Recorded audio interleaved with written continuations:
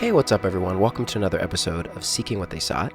It is I, Anthony Leiter, one of your faithful hosts, back yet again to welcome you. I hope your day is going well today. We have another great episode for you guys today. Today we get to sit down with our good friend, Jordan Leddy. Jordan is a queer Adventist as well as a licensed therapist, a mental health professional, and we got to sit down with him and react to all the different episodes that we've had in this series. Now, our goal today essentially is to kind of sit down to reflect. We want to sort of reflect on this journey that we've been on. It's been a lot of months now, and we've had a lot of different conversations.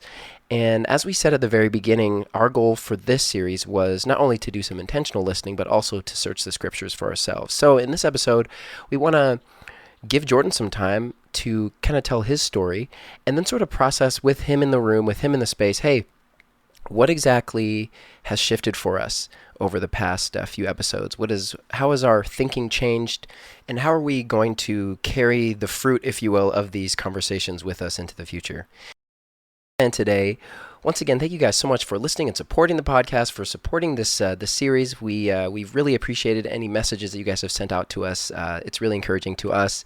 As you know, we've had a couple hiatuses, and our schedule has been interrupted a couple times throughout this series, but we appreciate your guys' patience for that. Finally, like all the other episodes, this one does contain sensitive content, so just be aware of that as you plan ahead. All right. Without further ado, let's dive into this episode with Jordan.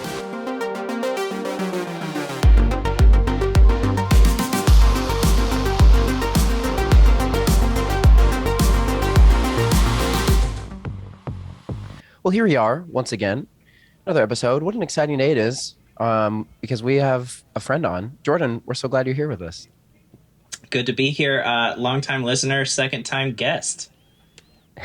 True.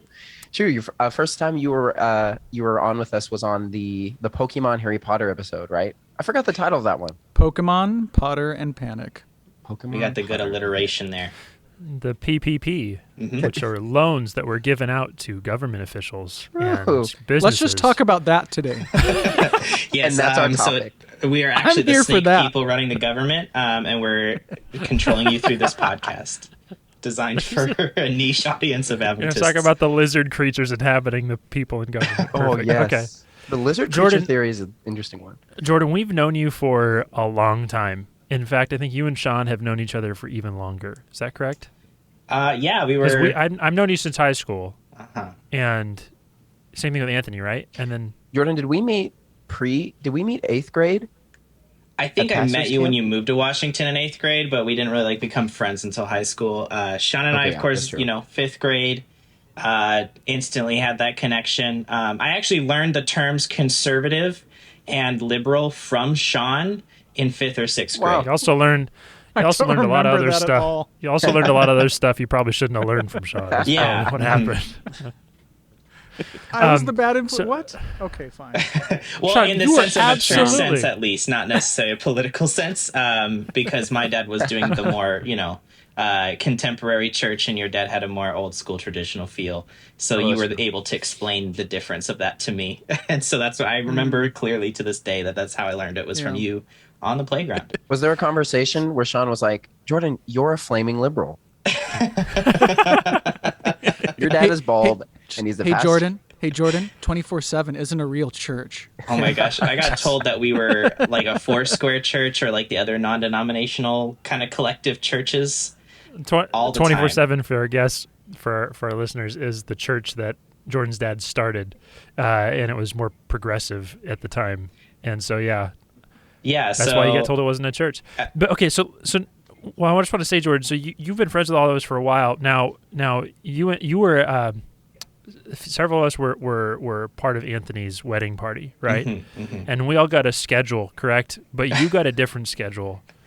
Yes. Do you want to tell us about this story? So as it turns out, Anthony's and perhaps by extension his family, I don't want to disparage too many people, were not trusted to show up on time to certain things. And so they were given a fake itinerary by the others at the wedding. Wait, was this to Abby? his own This is true. to his own wedding? Yes, to his own wedding. I don't remember this at all. That is the version that I was sent, and so I came to the rehearsal dinner. Did you ask Anthony, like, hey, I don't have like the timeline, can you give it to me? Did he like send it to you? Yeah, because I don't know if it was like I was staying with our good friends the Bings at the time, so I wasn't like at the dorm with you guys, so I didn't have the itinerary, so I just asked for that. So he sent me a picture. And I showed up a little bit early, like 10, 15 early for the rehearsal dinner. But it turned out I showed up an hour and 10 or 15 minutes early. And I was literally the first person there at this restaurant. And I helped the wait staff and some wedding party planners set up the banquet hall because that's how early I came. How do I not know any of this? I don't know any of this. Because apparently it was kept a good secret. You had the late or the early itinerary. Wait a minute, Jordan. Are you? This is a revelation to me. Did Abby create a second itinerary? Yeah. For not my family. For your family specifically, yeah. That's hilarious. And I just want to say that your family actually were the last ones to show up too. So I mean, again, I've always loved the Lighters. Smart planning on her part. I love your whole family. I don't want to disparage them too much, but no, that's yeah. And I'm not always on time either. Just sometimes when I think it's really important, like wedding weekend, I try to get there a little bit. Hey, CP time is a real thing. I'm not gonna lie. You guys know more than anyone. No, it's prepared me because I'm dating his family's Mexican, and they also have a very loose association with time. So they'll say, come over for lunch, and we'll be like, oh, okay, we're going to do lunch. So we plan a dinner somewhere else, and we get there like, oh, well, we're just, we're waiting for the rest of the family, and then we're also cooking something that takes 6 hours to make, so we'll probably eat around 8. And we're just like, oh, made other plans. Well, Jordan, we have a big question to ask you, and it's probably the biggest question that we'll ask in this episode, but here it goes. This Jordan, isn't real. Why are you gay?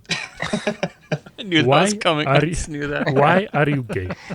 Man, that video. Yeah, I mean, that's the question. Why? I don't know. I don't know if we got a good, decent why. I know that it was He's going for it. It's a big journey to get here. But yeah, I just want to let you know you don't have to answer this question seriously. Yeah, no, I mean, I feel like it's important. You've seen the video, right, Jordan? No, I know the meme. I know the video, right? Okay. No, but yeah, actually, my actual question is, what's your journey to the point you're at? So that was something interesting. I caught up with Sean for a little bit because I know he listened. I did an interview with Kinship's podcast and YouTube channel, kind of talking about my coming out story because I'm a gay pastor's kid, and that was a whole journey there. And then Sean kind of saying like, wow, I lived through all these moments that you're talking about, and I had no idea. But yeah, so I mean, it was definitely a journey, and I think what's interesting about it is I think that it took me longer to kind of come around and kind of like really like let it sink in that I'm a gay man than maybe other people, because I talk to other like LGBT people, and a lot of them will say things like, oh, I've known since I was 5, and I'm like, wow, lucky because it took me forever. But yeah, so I mean, I'm a pastor's kid. I grew up in only Seventh-day Adventist education from first grade all the way through master's program. Somehow I didn't go to kindergarten. But I've been very enmeshed in the Adventist culture and society and community my entire life. And so that was not something that is obviously common in Christian circles or Adventist circles to be so comfortable being a gay Adventist now. But of course, I think for me, it was just a lot of that, like maybe socialization was just like, those terms you hear from parents growing up, like, we're praying for your future wife and all these things. It never crossed my mind that I was just not, on this like same playing field of like attraction as maybe my other male peers until much later. And then even when that was kind of hitting, I talked about kind of like almost like the stages of grief. I'm a therapist, by the way, so I kind of go into this area. So yeah, I compare it to a lot to like psychological terms maybe.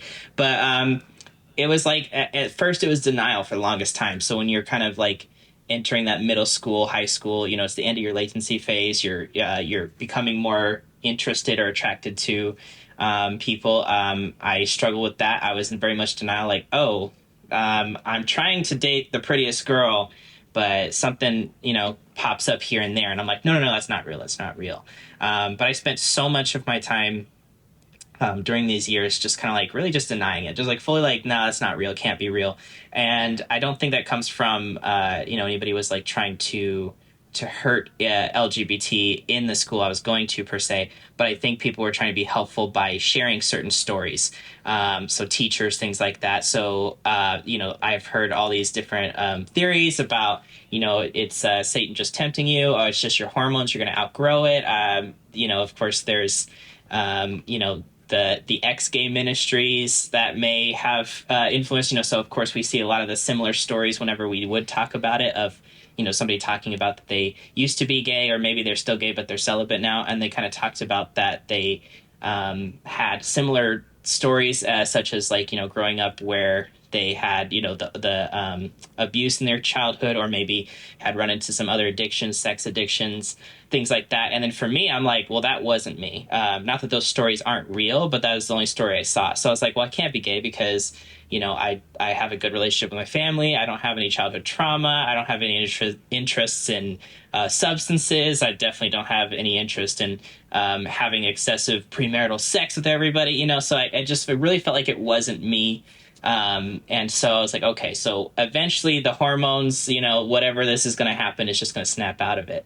And so, I talk a lot about like when I was a teenager, there did come a point where, my parents and I, we joke about my rebelliousness towards them was trying to be more conservative than my dad was, because, he ran that contemporary and liberal 24/7 church, which was designed, of course, to reach out to the unchurched. And that's why they had to kind of take a different approach. So people who had left the church for maybe like certain things, they wanted to kind of like make it easy to come back. So they, my dad would tell us like, can you, if you're going to wear that nice shirt, can you wear jeans with it or something? He was trying to get us to dress down. And I'd be like, no, I want to dress up. So I was trying to do that. But kind of like looking back, I know that part of this was maybe an anger phase.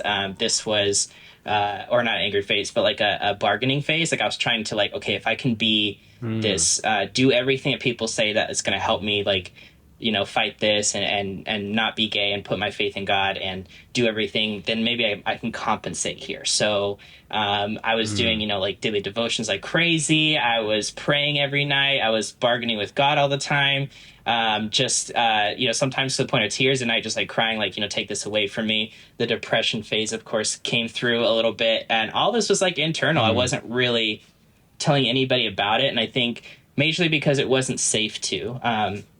I know 2022 is probably a different time now than it was back then, but it was just like, who can you talk to when, only one side of the story is talked about, which is maybe a condemnation of homosexuality or like the constant talk about like that it will be about celibacy or that you can overcome it when I'm like doing everything that I'm told I'm supposed to be doing and it's not really working out. Excuse me. And then the anger phase kind of kicked in right as I was going to college. So Anthony and I were roommates the first year at Andrews University, Meyer Hall 303. And so I think that's where my anger phase was really kicking in, where I was getting really mad because I was trying so hard to be this like perfect Seventh-day Adventist Christian. I was trying so hard to be what they wanted me to be. And then I'm going to Andrews, and a lot of people were having like I think it was a revive movement or something, and they were having a lot of like really like just spiritual moments for themselves, and they were like talking about it, coming up front, and I was getting kind of mad because I was like, man, I've been trying so hard, and I feel like I've been faking how much this is like, I'm close to God, but I'm feeling like there's something wrong. And so I was kind of getting mad because either they're faking it too, which I felt like was being fake, or I'm doing everything right and I'm somehow getting overlooked. And so at Andrews University in 2011, the gayest coming out story maybe, but Katy Perry's album Teenage Dream had come out, but her music video Firework was like leaked online on the internet. And I started watching this music video. I was obsessed with it. Kept making Anthony listen to that all the song time. so many times in the room. Yeah, so many times, and it was just Anthony's like dying over there. Yeah, I'm like, it's a good song, but yeah. So I'm like, this is also what's funny, because my coming out, like, since I've been out and accepting of myself, my looking back has just been like little moments of like obvious things. Like, I found my old iPod from back then, and it was all Lady Gaga and Katy Perry, the Grease soundtrack, and I've never actually watched all of Grease, but I know all the songs. Like, I mean, hello. So there's like little things. Anyways, but yeah, so I'm watching this music video, and of course in the music video, it's all these people kind of overcoming these moments in their lives, different characters and stuff. So like when they finally stand up for themselves, or like, accept themselves, like sparks are flying out of their heart. Like a firework. And there's a scene, of course, where there's a boy and he's at a dance club. He's standing alone and he looks unhappy. It keeps cutting back to him throughout the video, as a few other characters as well. But finally, he marched across the dance floor. He kisses a boy that he'd been watching the whole time, and the sparks start flying out of his house, or his heart. And so for me, I was like watching that like over and over and over, of course, hundreds of times. Jordan, the conservative argument against that would be, isn't it a problem if sparks are flying out of your chest? Well, and the further argument is, was it Katy Perry's chest or was it her bosom? So, but yeah, I mean, this is serious though, because like the Wi-Fi, the Wi-Fi in 2011 Myers Hall was such trash that I couldn't watch YouTube videos without buffering them. So I mean, this is the testament, like how many times I've been watching this video. Forgot how you had to like really buffer, and that's when YouTube also like didn't let you buffer the entire video all at once, and so yeah, it got serious. Right. And so, this makes us sound so old. I know. We are at this point. The Gen Zs are in their mid-20s. Like, what's going on? That's crazy. But yeah, so I realized in that moment, I was like, my coming out like was not just to myself, but also to God. So I had to like, in that moment, I prayed to God, and I was like, listen, basically, I realized there's two people you can never tell a lie to. You can't tell a lie to yourself, and you can't tell a lie to God, because those two people are always going to truly know. So I talked to God. I reviewed all these things. I tried everything. I've, tried all the stuff people are saying. Obviously, I'm coming out of like the puberty hormone phase, and nothing's changing. If anything, it's getting more intense. I've prayed it away. I've, been very faithful. I've never, done anything with the guy, not kissing, not crushing. Like, I pushed it all away, but this keeps popping up for me. And so I just kind of prayed to God, like, hey, we just got to come to some sort of understanding here, because I know that what I know of God is that you are loving of all your children.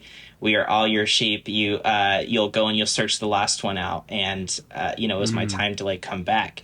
And I came out to God in that moment. And this is interesting because I came out as bisexual to God. And I was like, okay, maybe that's it. And this amazing peace came over me. Like, it was physical. It was like chills from my head to my toes. Weight lifted off my shoulder. And I think that's just where me and God really, like, our relationship actually started, was on that day. And even then it was still like a journey. So, cause I still wasn't like coming out to others. I still wasn't, maybe allowing myself to fully like look into it in certain ways. So, I came out as bisexual. I still dated people, that were women. But I wasn't really allowing myself like the room to date anybody else, or to explore that. So things were not working out in the women realm. And when I started like slowly dipping my toes towards dating guys, that when I finally dated a guy, it was like instant, like, oh, this is the moment that that everybody talks about, like getting swept off their feet, like all those feelings, emotions, attractions, like this. It made so much more sense. So. I don't think bisexuality is a stepping stone, or I think it's a real identity. But for me, I was like, oh, okay. It just took me so long because I think there's so much socialization, like being Adventist, especially like, that you're going to marry a woman. Even all of our colleges have nicknames about like, Walla Walla University is Western Wedding University. Loma Linda is the Last Chance Ranch, because we're just so big on like, you're going to get married when you go to college. And it's obviously to a woman. So a lot of that took a long time for me to even like allow myself to move out. So, now identify as gay. It makes the most sense for me. But yeah, so that's kind of my coming out story in that sense. Slowly came out to other people, started coming out to people maybe at Union, at Loma Linda. There came the awkward moments where I was like running into you guys who had gone off to Walla Walla after Auburn, and was like, oh, I didn't really come out to them per se. So it was always awkward, like who knows, who doesn't know? Do I have to come out again? So I know I put something on Facebook at one point, but I know a lot of us don't always use Facebook. So it's just, sometimes it surprises people, sometimes it doesn't. But it was it was kind of like my quick rundown on my journey. But yeah. So Jordan, I first of all, thank you for sharing that. And the crazy part about it, from what I'm hearing, is just this reality that you had this perspective that was so built around, I have to be straight. That's it. That's all it is. And you were just trying to do everything you could to make that possible. And then all of a sudden, I keep hearing this in people's stories, and I think back when I first started to be faced with this very question, like what about the queer community, like that was the thing that was the first bit of it sort of knocked me out of a place where I had grown up, which was every time I hear somebody talk about their story, when they come out, especially when they're talking with God, they feel this intense peace. And for me, there's this feeling that I have around the presence of God where I know that's what it is, purely based off of like, there's this feeling that there's not felt any other time. And so connecting those two is just like, wow, like, I don't know how to argue with that one. So, I mean, that was the first bit for me of like, okay, there has to be more to this than what we grew up with. So, yeah. Yeah, no, and that's huge too. So like, if I share about my parents, being a pastor's kid, of course, comes with its own like realm of coming out problems. But for my parents, I think they were starting to kind of figure it out or guess or had good theories and such. And again, I think they were also in that camp of like they were trying to be helpful. And at the time, they were so worried about it, where they would say like, oh well, we can figure this out, or maybe like if you were gay, kind of things with me. And one of them was like that, maybe God's calling you to celibacy. And I hadn't come out to anyone, not even myself. So I mean, that was just like, I'm not even going to talk to my parents about celibacy right now. But when I was coming out, it was I sent a letter or email, because technology age, but sent it to them right before Christmas time. I was 24, so a few years after, and I had just came out to both my siblings in person like the days before, and so I kind of came out to my whole family like around the same time. But my parents called me, and they were just really the biggest thing that they said is like they were so sad they felt like I had to like go through all this trouble alone. But the reason that they were so worried wasn't even about like having a gay son or like a shame or anything like that. It wasn't even about the LGBT. But when I sent them my letter, my coming out story about like, for me coming out to God and that peace, for them, that's what it was about, is that at that point they had never considered even once that you could be gay and a Christian, or gay and love God. And so that was what they were more worried, was they realized like, it's not that if he, liked guys or girls, it was just that we were so worried that if you're coming out as a gay person, then you are automatically leaving the church as well. And that's because I think for the longest time we haven't allowed room for conversations like this. We haven't allowed room for a person to both be gay and remain in church, I think. And that's not just an Adventist problem. I think it's a larger religion problem as well. But it was just like a moment for them to realize like, whoa, like that's what they cared about. And I think that's what made the difference for them. So, I mean, I'm very lucky, of course, to have the parents I have. So I know my mom struggled with it a little bit more than my dad, but not in the sense that like she was having a hard time with me. It was, for her, it was more on that she wanted to process it. She's the fifth generation Seventh-day Adventist, and she's only known everything one direction. And so she's like, I want to talk to somebody, process this with somebody. And she couldn't think of anybody to really talk to right away because nobody talks about it. So either it's like a very vocal anti-gay kind of conversation is happening in our churches and schools, or people don't talk about it at all. And so it's hard for her to, want to process that with somebody when she was so afraid. Well, what if that person just kind of writes my son off to my face? Just says, oh, that's so sad, your son's going to hell or something like that to her face. So she didn't even have someone to process that with. And so that's another one of the, battles for LGBT in the Adventist church or Christian church in general that I have, is that we're not just waiting for gay Adventists to be here to have the conversations. We're hurting the friends and family members, people who love people, who those of us who are LGBT, because they aren't able to have these conversations in a safe way either. And so I think that's kind of they have to hide as well, a thing that we have to consider through all this. And I think we've talked on it in some of your other episodes I've heard. But yeah, no, that's big for me. I was like, wow, like my mom really didn't have anybody to talk to.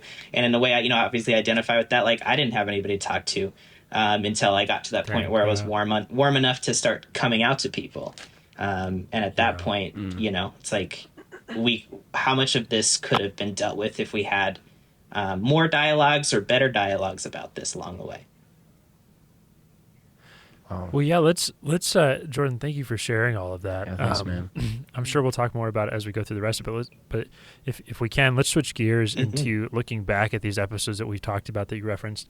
Now we have 5 specific episodes. We were going to have 6, but that's, I believe, in the previous episode we'll have talked about this. But we're going to have 3. Well, we're going to have 2 and 2 affirming, 2 traditional theology episodes, and then we had 2 other people that we had on the podcast. One of those actually went to air. But why don't we talk through this a little bit? What were our perspectives? Now, I understand those people are not here to either defend themselves or elaborate or whatever else it might be. So there is that. But let's look back and talk about it. And I guess why don't we start with episode 1, Michael Carducci's episode? Let's do it. Anthony, you said you had things to say. So Sean, what do you have to say? That's the most Jesse move. Those of you listening, maybe you've caught glimpses by now of typical Jesse humor. Jesse has a very specific type of humor. He finds very specific things funny, and that's one of them for sure. So Sean, why don't you go ahead? Yeah, so I just had whiplash. I was expecting you to start. Okay, Sean, go. I can, Sean, if you want. We'll get the worst one out of the way. Okay, yeah, there it is. There's the other part of Jesse's humor. We're doing textbook. So my favorite thing about Michael's episode was... Okay. Now you got to go, Eric. Go. No. I can actually start if you guys are okay with it. Okay, Jordan. Yeah, Jordan. This is in baseball. In baseball, we call this around the horn. Yeah. Baseball's boring. That's pretty homophobic of you to assume I know baseball terms, Sean. Being a gay man, I'm just totally kidding. There's a lot of LGBT people that love sports. Anyways, I know I've been talking to you guys I think since your season 1, I was like, we should totally do an LGBT episode. We'll come on. Jordan's our biggest fan, that's hands been down. a long conversation. Like, how would we do it? How do we do it respectfully? How do we do it together? Things like that. Yeah, I think the other major thing was we weren't sure how to have a sinner like you on the podcast. Yeah, no, absolutely. So you packed around, get me right after the guy from seminary, so that maybe it evens out at the end. There we go. So no, I was really proud of the way it came out, because I think at the same time I'm thinking, even amongst myself, like, I'm not a theologian. I don't have a deep knowing the Hebrew and the Greek and anything past maybe like pulling out a Strong's Concordance, to do a research for this episode. I was like, I was really proud to see that we did it, bring on a lot of people who were theologians who do work in this community on affirming and accepted theology sides, if I can use Alicia's terminology there. Your first episode was with Michael Carducci, and so, what is the name of his organization? So he does that... Coming Out Ministries. Coming Out Ministries. So, of course, I know, elephant in the room, I'm a gay person who is, believing and accepted. What? Seriously? I know. Hold on. So, that coming out story, that was about me being gay, if you didn't catch that earlier in the episode, Jesse. Wow. So yeah, so obviously I was like, oh I was no. drinking water, almost did a spit take. Oh my gosh. So yeah, so Eric, Michael, Eric, I you just know, wanna he's let you know, doing I heard this your little- ministry. oh. It's more about like maybe a call to celibacy for LGBT people. You know, finding value in yourself as a Christian and without the LGBT identity or something like that. I'm paraphrasing here. So I was really nervous to listen to this episode because I was like, oh boy, what is going to be said? What's going to happen? You know, what job do I have as this like recap person to really talk about it? So I know in the beginning of this episode, Anthony talked about the calls and the asks to just really listen with intention. And so I think I've learned a lot and gained a lot just by listening to all these episodes with intention, just like leaving, you know, fears and biases and defensiveness at the door and just really being open. So I liked what Michael had to say. My favorite thing is, you know, because I do tend to use that term about like the single story of the ex-gay is the only story we were told growing up. It's the most, it made the most sense maybe to somebody who was trying to prove that LGBT was wrong, is that the childhood trauma, the distant father, overbearing mother, these theories that weren't really for me. But Michael at one point said, it doesn't matter. That's my story. That's who I am. You can't tell me it's fake. You can't tell me it's not true. And I think for a long time, maybe like for me, I was like just kind of writing off all these things as maybe they weren't really stories worth hearing, but they are stories worth hearing because I mean, if you look at research, you know, a lot of people who are LGBT do go through traumas and mental health and other things like that, and so I think it is important to remember that there are a spectrum of stories. So Michael's story about that was really awesome that he's willing to share that and make that his ministry. And then, of course, his ministry is that kind of call to celibacy. So he talks about, you know, being open to the scripture and, you know, letting God guide you. I think that was really great. But yeah, so who wants to take it from there? Yeah, I feel like his story was definitely compelling, but I know what you mean and it's funny to hear from your side of things because I'm straight. I grew up around in a you know, generally conservative theological atmosphere, and so not super conservative, but like relatively conservative. And so it's funny because the way you were just describing it is like, oh, I wasn't quite sure if there was anything worthwhile in his story, or those types of stories before listening to it. And it's hilarious because the other side of it, what I grew up in, and why it's like almost weird to hear what you were saying from my perspective is because that's the story that's like, no, that is the worthwhile story. That's the powerful story. That's the one that's like, oh my gosh, look at what Jesus did in his life and all that stuff. But it was very interesting to me to listen to that because it is a powerful story. And what I remember walking away from it is I just can't argue with his story ultimately. I actually feel like I'm coming out sort of disagreeing with some of his conclusions, but I can't argue with his story. And one of the things that he was talking about with like, he's like, if we exist and we have people call in, these young people who they want to commit suicide, and this message, what we're talking about, is the thing that is is healing to them. And I think maybe some people in the queer community would argue that that's what they feel in the moment, but they're still going to be suicidal later because it's a destructive, you know, perspective or whatever. However, what's very interesting is it's like, I'm not exactly sure what we do with that from what someone does with that from a liberal perspective of like, their stories are genuine too. And so it's like, if that's completely gone, and I'm really asking a question now, is if that's completely gone, like the conservative, I was gay and now I'm not, now I guess I would say that I'm not, is his story. If that doesn't exist, are we robbing certain people of something that is a deeply meaningful journey and an important thing for them? I don't know. That was an interesting question I was thinking about after. Yeah. Yeah. Go ahead, Anthony. I resonated. Okay. Yeah. Yeah. I really resonated with that. I think I felt a similar way. Too. I felt a similar way in that episode to how I felt in the Doug Batchelor interview, where I went in definitely I like to consider myself an open-minded person, but I definitely went in with assumptions about him and his beliefs, and I ended up feeling like he was really humanized, and similar to kind of the language you use, Jesse, just like, man, I really can't argue with his story. Like his experience has been, it seems, at least it seems in the way that he speaks, like it's been really deeply transformative for him. And it's just something I can't really argue with. Yes, he does have kind of like the experience that is kind of maybe has been celebrated by the accepted theology view is like, oh, this is sort of like childhood trauma, transformation, miraculous orientation, transformation, etc.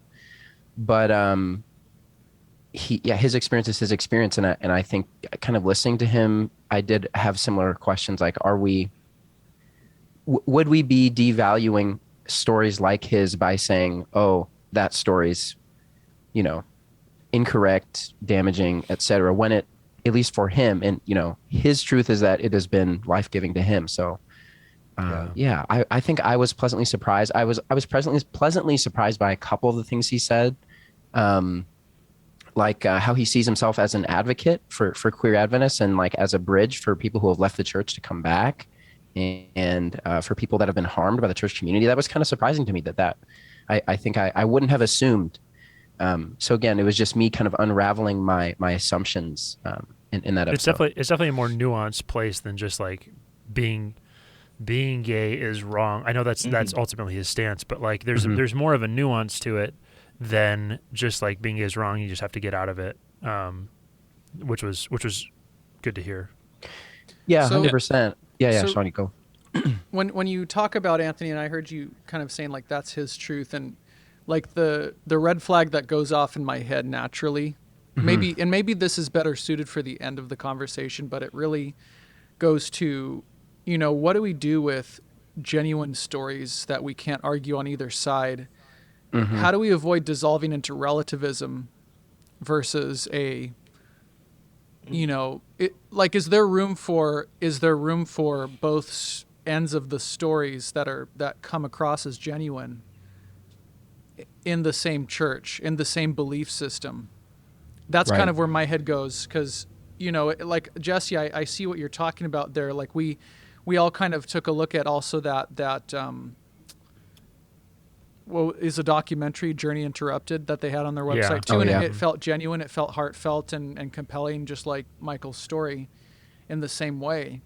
And how do you argue the idea of this transformation from God? And yet, Jordan, your story is compelling about feeling the peace that we connect to, and we see compelling evidence of the Spirit in both examples.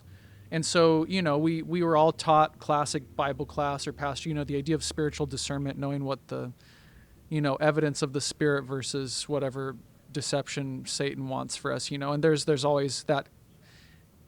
I don't know. We were taught that. Yeah, like I don't ever remember that, but okay. Well, I mean, I just think it's definitely a cornerstone of Adventism to be very aware of the truth versus deception.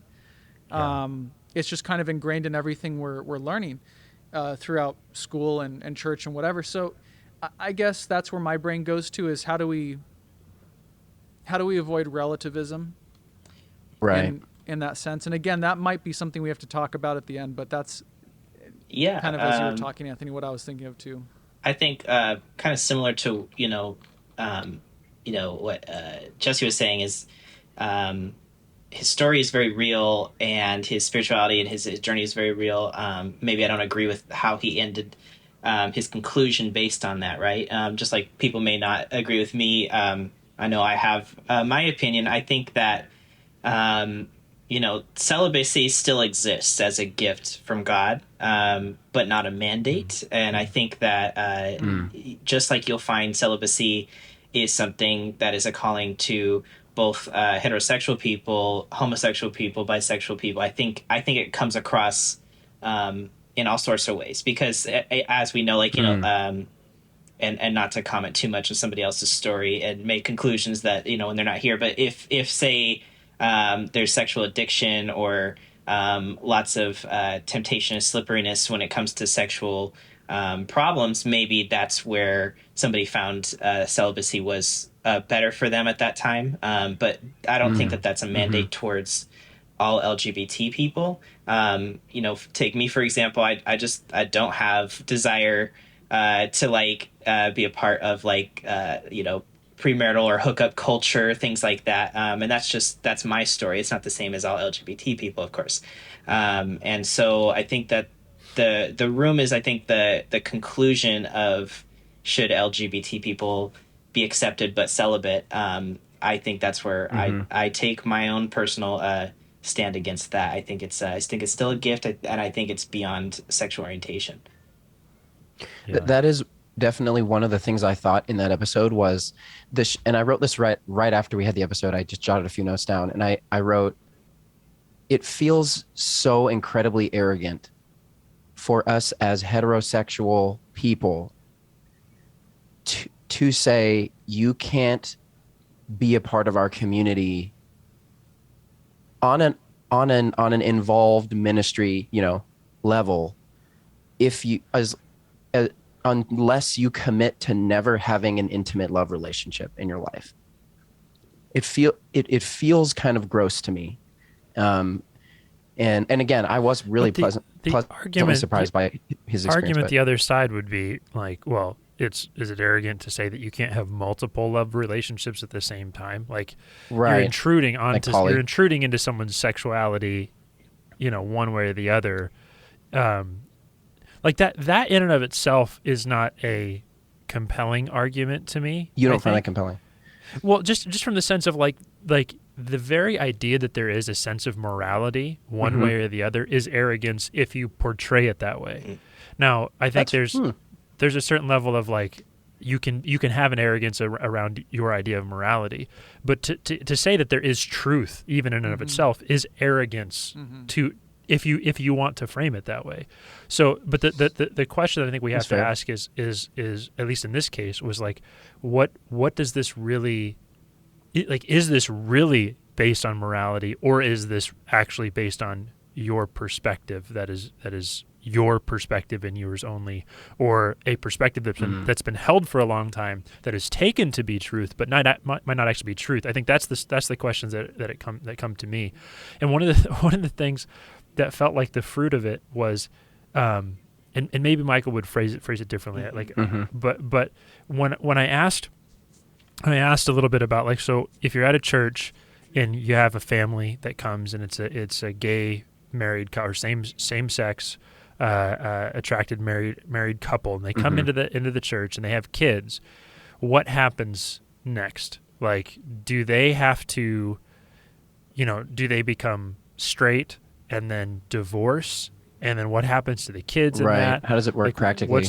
And his first answer was all about love, and I was like, yeah, that's true, and it felt like, if anything, that it was sort of a remorseful, like, oh, that's such a tough situation, but it's our call to love them. What was very interesting is near the end of the episode, he comes back and says, well, that he's going on about the I don't recall the exact specifics of the trajectory of what he was saying, but then he says in the middle of it, well, that couple would have to divorce, and there would have to be loving families within the church to take those kids in. And I remember thinking in the moment, like, whoa, like that's intense.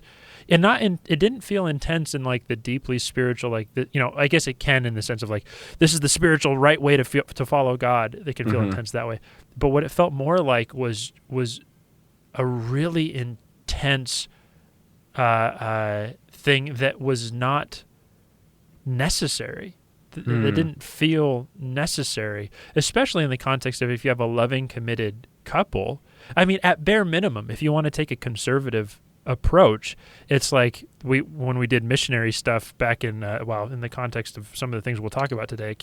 When people were doing missionary journeys back in the day, they were going to these places where there was polygamous relationships, and when they were there, they would tell them they had to divorce, like the men especially, they'd have to divorce several of their wives and only keep one. But then people realized, like, hold on, that doesn't make any sense. Allow it to be a polygamous relationship for this generation, but don't continue it on to the next. And I thought that was a very interesting thing that he was saying, where it's like, it's so intense, like the idea that the call of God is so intense that you have to break up a family. When I'm like, but but we have made exceptions in a different way. Even if you want to take the conservative position, we've made exceptions in a different way where it's like, okay, well, let them be in the church and be involved and be part of the church. But then the conservative position would be don't have the kids follow that. So it was just a surprising thing to be like, whoa, okay, that's pretty intense. I don't know if you guys felt the same way, but just the counter argument to that though, Jesse, isn't there like a story in the Bible where Jesus told the man to leave his family and follow him? But in context, that's not what he's really saying. Like he's not saying like screw your family, man. He's saying like you have to put me first and foremost. And that doesn't mean like leave your family as in don't ever take care of them again and don't love them, but it does mean like in context in your heart, where is Jesus in that position? And some people would interpret that kind of how you're implying in your statement. That implies, well, if Jesus is first, then you would divorce you would divorce your spouse. Well, I don't know if that's really we have even made allowances for that in other types of cultures. So it's a very interesting thing to hear. Yeah, and I think coming from the maybe layman outside perspective too, I think that is one of the biggest things that we face is as our church and church members is people, the biggest argument against the church and the Bible and things like that is like contradictions and hypocrisy. And there's no promise that the Bible's never going to have any contradictions. But I think that's where there are some hangups. I know you talked some with Professor Gain about that too. It's like, why is it that we kind of take one thing at face value, the biblical law, and maybe other things we have context, and so like where are we drawing that line, which is of course the longer discussion, which could have, I think, for each of these episodes been like 2-3 part episodes about like just continue to discuss that. Yeah. But that's something that when we're looking at this, ultimately we're seeing people in our generation, the generation after us, leaving the church in droves. And one of the biggest things is about church having these maybe hypocrisies, or the way that they're treating LGBT people is always at the top of the lists when you interview why people leave church. And so I think that's why we have to have these conversations, because it's not an easy thing. We're like, okay, fine, we'll just flip, right? We have to, we're just going to take affirming theology at face value. And there's so few books out, and research on that too, that makes it that far, right? So it is worth something that is still developing. But I think it's worth that we still develop these discussions and researches into what this all means. And so, yeah, it's definitely that ongoing decision. But of course, with that, like a family, it makes it very tough. I mean, that's where I went to the Called convention this year. Hey, I'm not a pastor, but I spoke at Called, so. I don't know what you guys are doing with this podcast. It didn't get you there, but I ended up there. Wait, hold on. No. Serious question. Like, did you speak like for the convention? I spoke in a what is that called? The little breakout rooms, like a little. The breakout? Yeah. It was at Denny's across the street, but. Yeah, it's. But Jordan, I say this with all seriousness, even though it'll sound funny. But you're gay, like. How did that? Well, it's wild because Alicia was not allowed to be part of that. Alicia was not allowed to be there. Kendra talked about. Kendra wasn't. Yeah, about how Spectrum was kicked out. So Kinship, Alicia, and Spectrum met in. How did you just like squeeze through the cracks there? Jordan was the Trojan horse. I snuck in under the radar. What can I say? No, it was. So, I mean, my dad's pretty awesome, but he like, when I first came out, he talked to me, and like, we talked about this even before I came out, like, what is that biblical perspective on LGBT? Why is it that, I was kind of coming to similar conclusions that I think Kendra talked about it, where it's like, a lot of these things that God commands made sense in a way, even in the historical context. And so I was having the hardest time with the verses on homosexuality at the time. And, so my dad and I talked about that a lot. He said he had LGBT people in his church at 24/7. And so he was also, besides like thinking about me, having like, deep, intense research about this. But it wasn't until like maybe after I came out, I was in my master's program. So this was 2015. 2016 maybe. And he kind of called me up and he was saying like, hey, I think I talked to some people, a theologian, and I can see affirming LGBT relationships. And ever since then, he's been like on this quest to like kind of share that with other pastors. Like we have to be careful that how we're approaching families of LGBT. And so it kind of grew from there. He and some other pastors decided that they wanted to kind of take a stand at Called and talk about LGBT, like how we can like look at affirming theology. How can we have these discussions? So at the same time you guys doing this podcast, they called some pastors to start looking at affirming in new light. So there was a few pastors with us there. He had asked them if it'd be okay to have like an LGBT person join, and they were like, I don't know. But then he said, well, my son is he's gay. He told them my coming out story, and that was like the big thing for them too, is like, whoa, we have a gay Adventist that would like to come talk. And so I was invited through my dad to get on there. I'm sure if Called was yearly, I might be told not to come next year. I don't know what's going to happen, but so far there's not really been any fallout, but it was a really good talk that we had. And so it was me and 3 pastors, and Alicia was in the crowd. So I met her there, I got her book there. And then like the next week was Alicia's episode, I think, or maybe 2 weeks later. Got it. Okay. But yeah, so no. That's just surprising you were able to get in. Yeah. Well, I mean, so you can just question it all day, Jesse. You're just jealous that you didn't get to go. Take it, Jordan. Well, so another thing, I guess, to talk more about the series as a whole. I feel like what was very interesting is, so we start off with Michael, and we ended with Professor Gain, but the 3 in the middle were all people who are living in a space of being affirming, and the I think the interesting part for me through all 3 of those was the journey that you described, Jordan. Mm-hmm. And each time that you hear somebody's story, it's the same thing that I felt with Michael. But I'm like, how do you argue with this story? And I think definitely there are some pieces that if from a conservative perspective you could look at and just be like,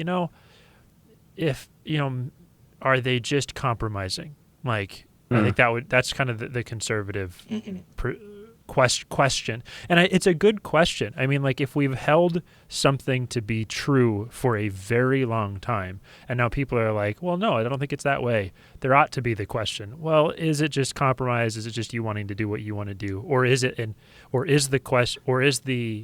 desire holistic and good? And I think that question keeps getting answered to it's holistic and good side of things over and over again, especially as we meet more people and more people become outspoken about being part of the queer community and Christian. Because then the hard part is like, this person loves Jesus. Yeah. Absolutely loves Jesus. And the thing that they felt, and it was consistent throughout, is that they felt peace when they finally accepted that this was their reality, that they were gay or bisexual or whatever it was, or the other things beyond that. Like, there's just that peace, and I don't know how you argue with that. Yeah, and I mean, that's where I think it gets tough to, and kind of like in response to what Sean had said, is it seems like on both ends of the spectrum people have that experience. Like, it seems like Michael had that experience as well. Yeah. And I feel like that's tough. Although, and I'm sure we're trying to move forward. I think to summarize my feelings about Michael, I felt as if, one, I appreciated his authenticity, but I also felt as if so few people that I know have his experience. His experience feels like a minority to me. Mm-hmm. And then number 2, I was a little surprised he hadn't done any engaging with affirming theology at all or invested any of it. Because I remember I had asked him and he said, no, I haven't really read anything. And I was a little surprised. He hadn't really done any digging. I guess it makes sense just because of his story and his journey that like his experience has been so transformative and life-giving to him. He doesn't feel the need, but I was just a little surprised.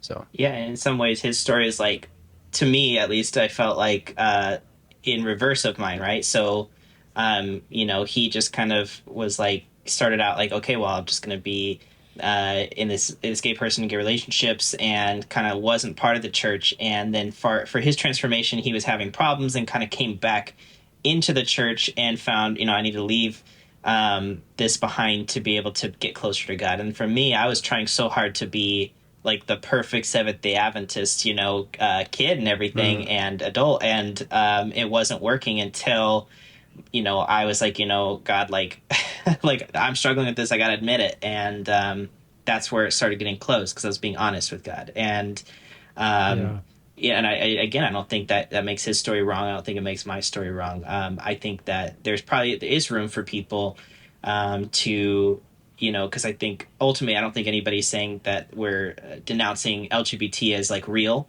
I think the same-sex attraction exists, and I think everybody would agree. All 5 episodes, of course, but that rejection of, like, they talk about practicing or acting and things like that is where our differences lie, of course. And I think that, like I said earlier, there is room for the gift of celibacy for some. I don't think that that's a mandate for anybody, and I don't think that of course, from what I see, what I find, that there's insanely unbiblical ways to live in affirming LGBT Christian, God-fearing same-sex relationships. Yeah, it is one thing to have an experience and say, this experience has been my experience, it's been transformative. But then when it comes to Michael, it's an interesting scenario, because he's not only saying, I've had this transformative experience, but I'm going to be an advocate that this is the way it should be for others, for all LGBT people. And I feel like, because it's such it feels, again, and this is anecdotal, I haven't done like a quantitative or qualitative study on this, but it feels to me, anecdotal, through the network of people that I know and their experiences, it feels that his experience is a minority experience. And I mean, his whole organization is saying this is the way it should be. And to me, it feels as if that feels a little challenging. But again, I guess the response would be, even if truth is in the minority, then we ought to advocate for truth. So yeah, and I think even to defend against that too, if I play your devil's advocate against you, Anthony, this time. Please but do we have 2 devils fighting against each other? Yeah, it turns out. What do we do with this now? You're calling the black man and the gay man the devils. You self-identified. I thought that's how it went. Yeah, but checkmate.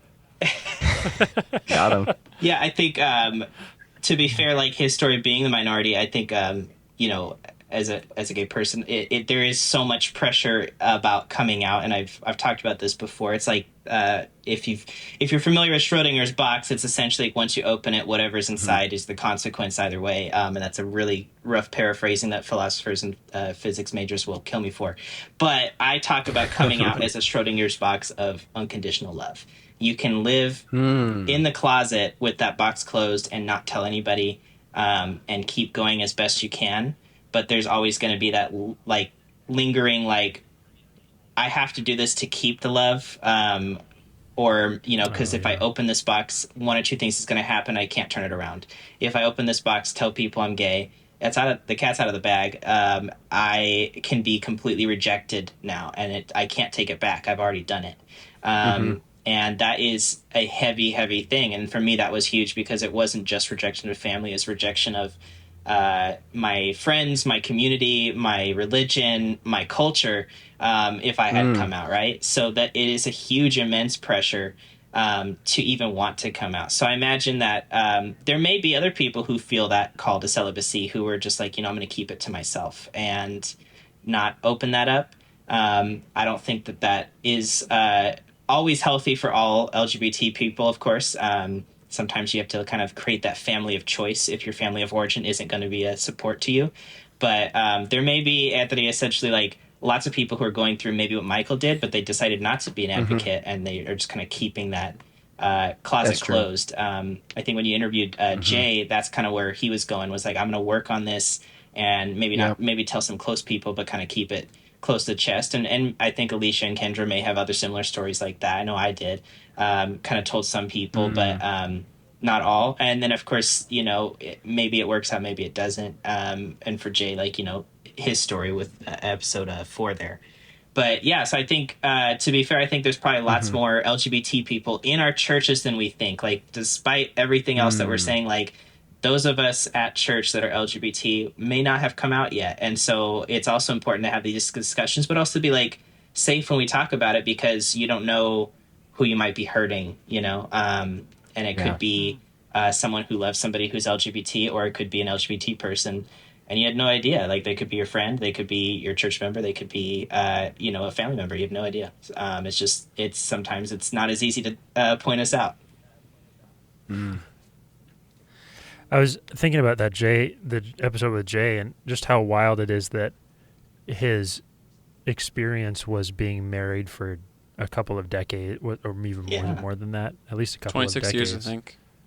Yeah, and the intensity of that journey and what that must have been for them. I know we didn't get deeply into that in the episode, but it's wild, because the thought that I know that I have this attraction, but if I get married, I'm going to get married with the hope that over time God will do a work on me. Like, that's a very hopeful thing, right? Like, you get it. You almost get it from the perspective of, like, this is such a no-no. Being gay is such an anti-Christian thing to be, that I'm going to stick with this. I'm going to follow Jesus, and I'm going to get married.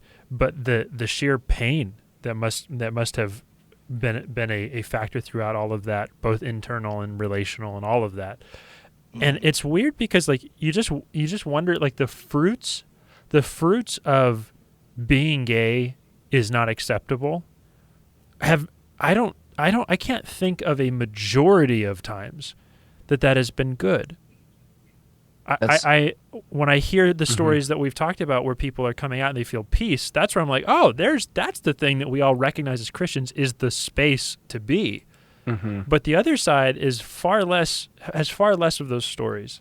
Yeah, that's exactly what I wrote down after the Jay interview, which I felt was the first interview I have shed a tear in all of our episodes we've ever done. That interview was really impactful for me. Just his story, and like his struggle with mental health and suicide and depression, shame, self-hatred. And I wrote down a lot about, like, the fruit of truth and the fruit of lies in the lives of queer people who follow Jesus. It seems as if we talk about the fruit of the Spirit, Jesse, exactly what you're saying. Like, it seems as if the historical perspective has been,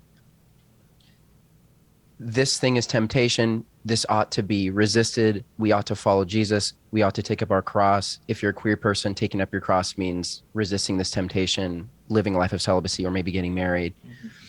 But then time and time again in every one of these stories, it seems as if the fruit of doing those things creates depression, shame, self-hatred, suicidal ideation. And then when folks like Jay, like Kendra, Jordan, like you, share their stories, and they say, hey, I came out to God, or I finally accepted that, hey, maybe this is a truth about me. When they step into this truth that they feel is true for themselves, it seems as if the fruit of that is peace, joy, love. They feel the fruit of the Spirit in their life, which, and again, I'm not saying objectively true, but that seems to be what more consistent. Yeah, and fruit, that seemed to be kind of Jay's experience, that like just looking at the fruit, and I mean, to connect this to the Michael episode, and again, not an attack on Michael personally at all, but Jay had said one of the members of Coming Up Ministry had preached a sermon, and his messaging, Jay had heard it as a young person, and that person, I don't know who that person is. But I think he said it was even later in life. Was it later in life? 30s, yeah. Okay. That helped drive him in the direction of suicidal ideation. Yeah, it drove him into wanting to end his life, and so to me, it's just like drive. Yeah, like it's just interesting, I guess, to look at the fruit. Yeah. So, I mean, and again. Sorry, go ahead, Jordan. Okay. I mean, because that's huge. Because like we talk about it a lot. I have some statistics here for you guys. just the most updated on trevorproject.org.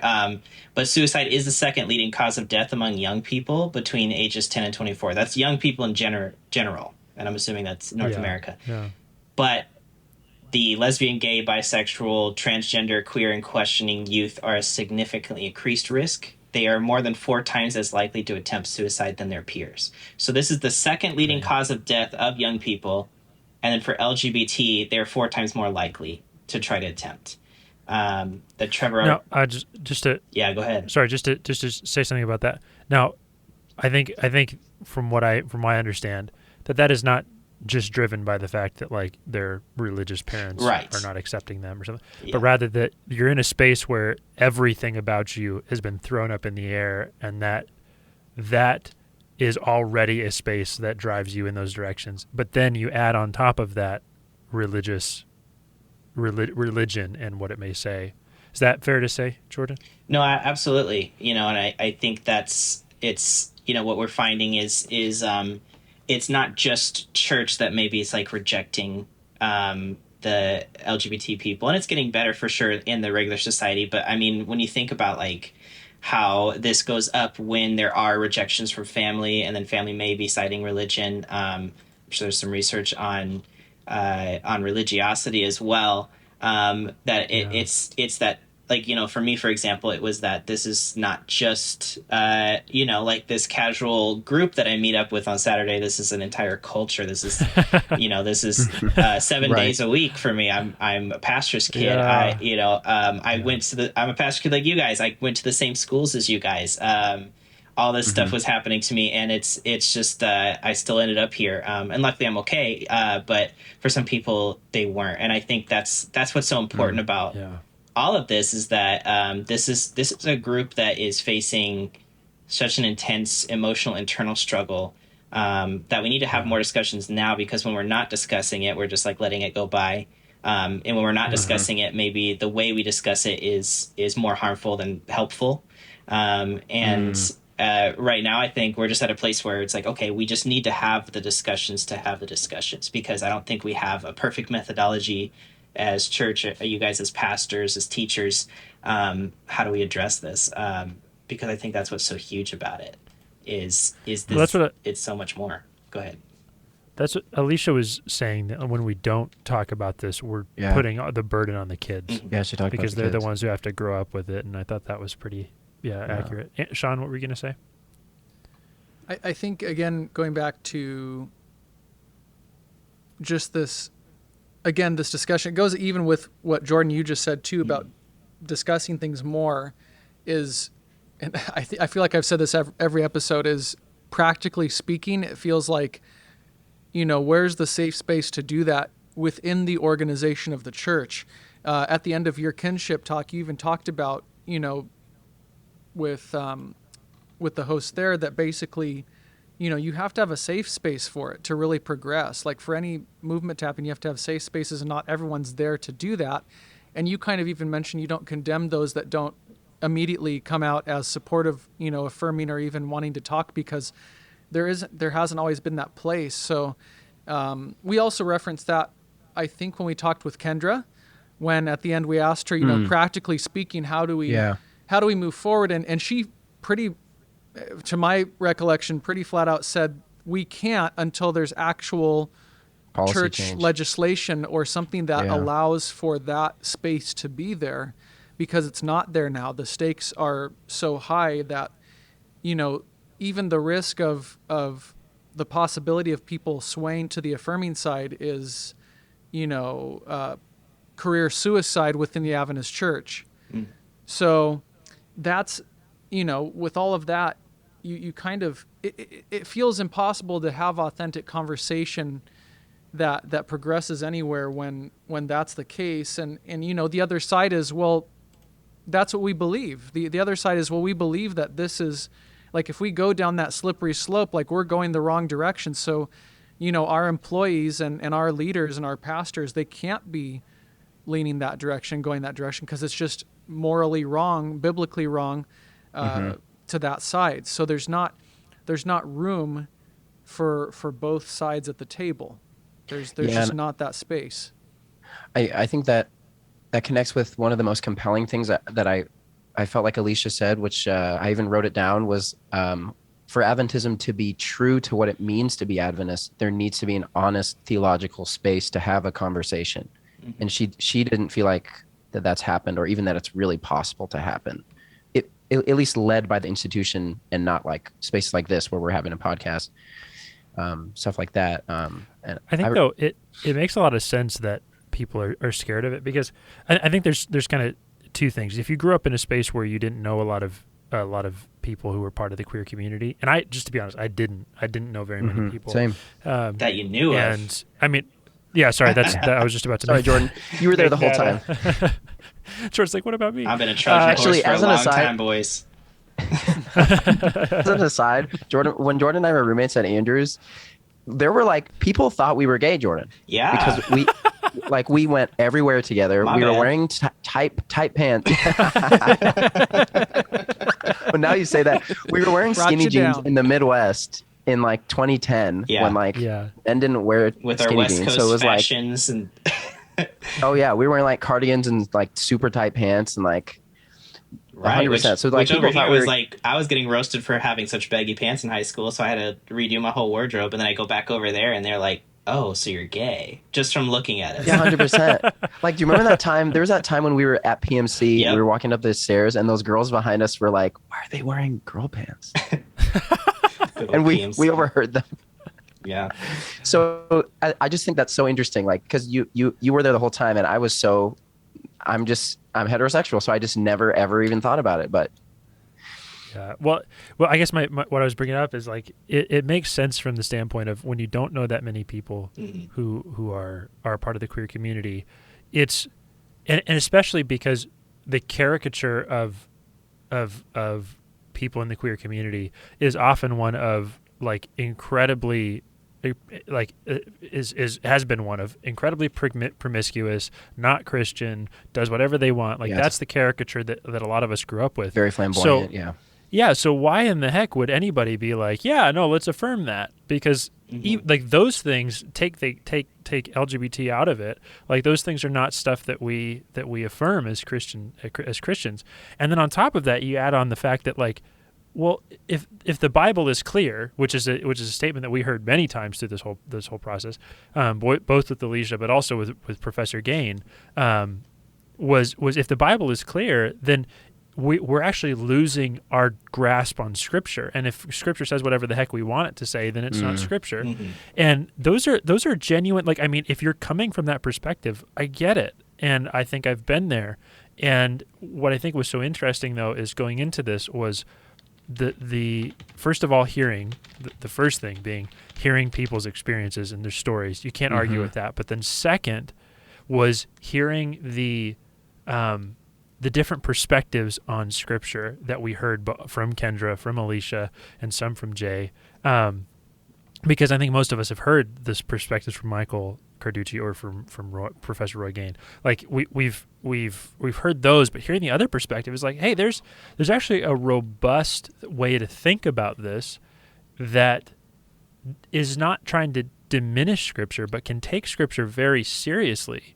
And yet still come out in the space of being affirming. And what I think I said this in another episode, and I still firmly believe this, that until and I believe Alicia's book is probably the best bet we have of it right now, is until there's a robust affirming theology within Adventism, at least in Adventism, a robust, well thought out, speaking the language of Adventists, which is what she did so well.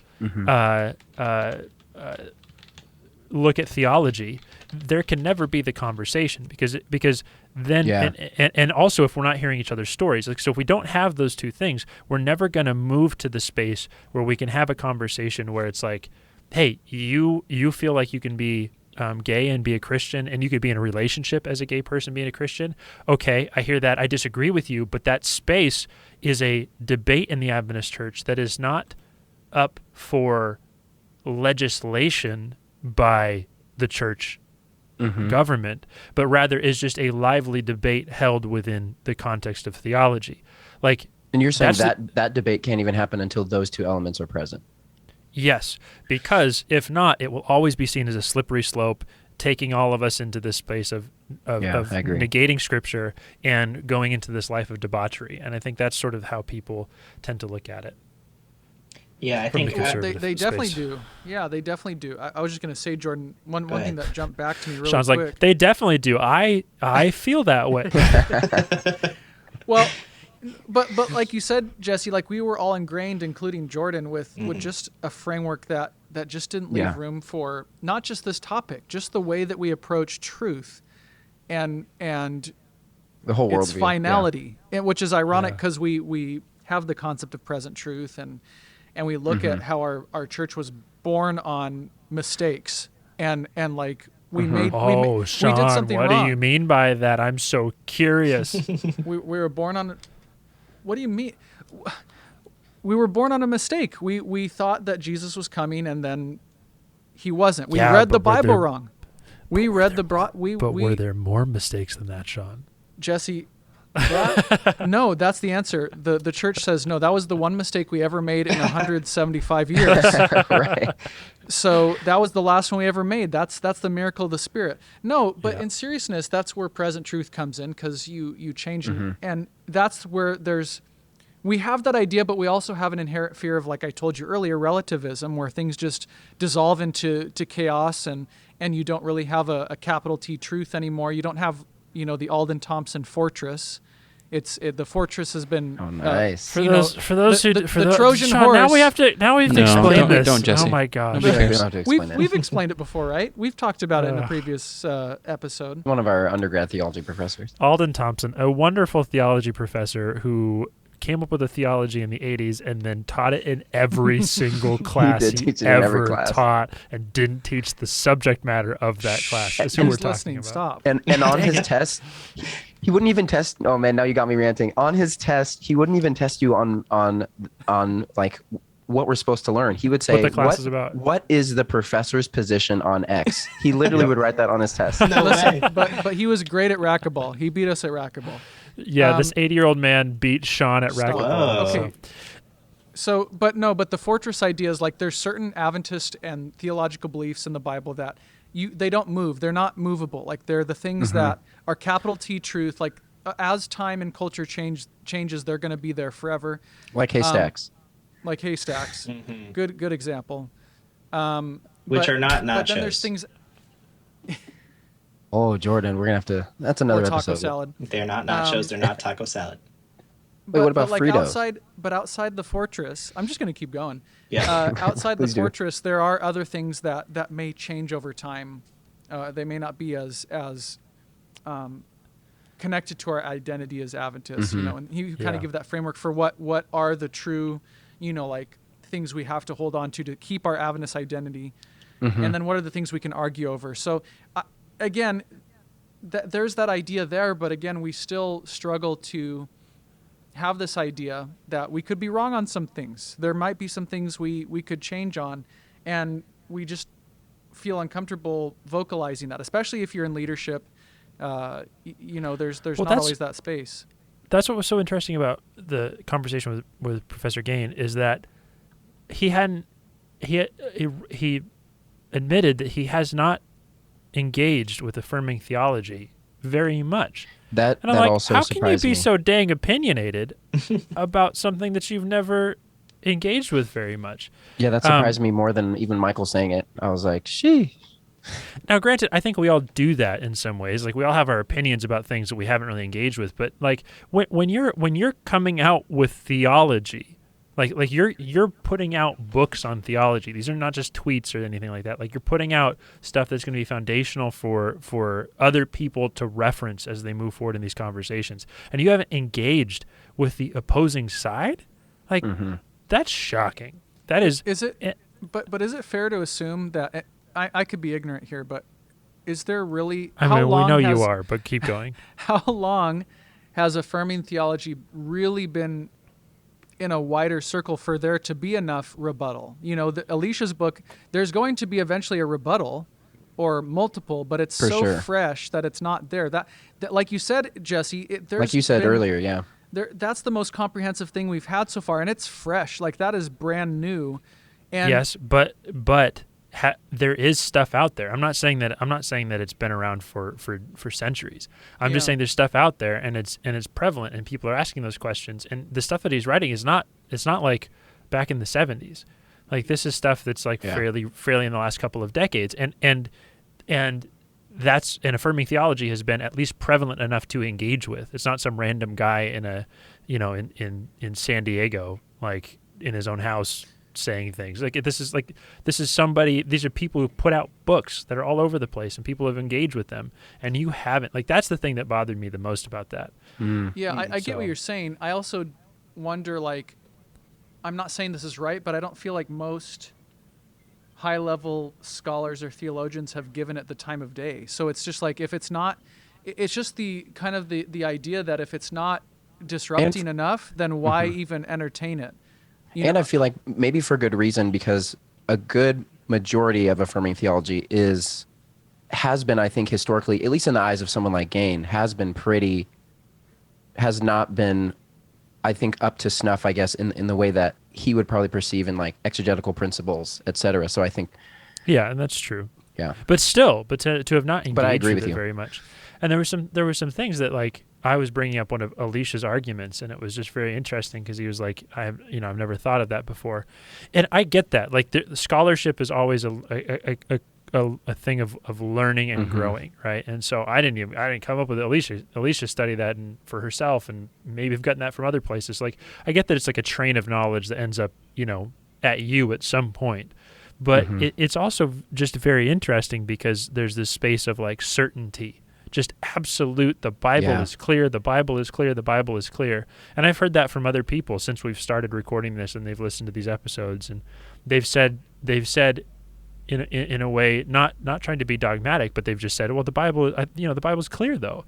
And I'm like, but it's just not as clear as you think it is, but everybody keeps saying it is. And that's what's so interesting about it. And I get what you're saying, Sean, that we can't just be hard on people because maybe it's the first time they're thinking about it or something like that. But it's also just very interesting that you haven't engaged with the other side, and you're writing all of this stuff that's saying the Bible is super clear.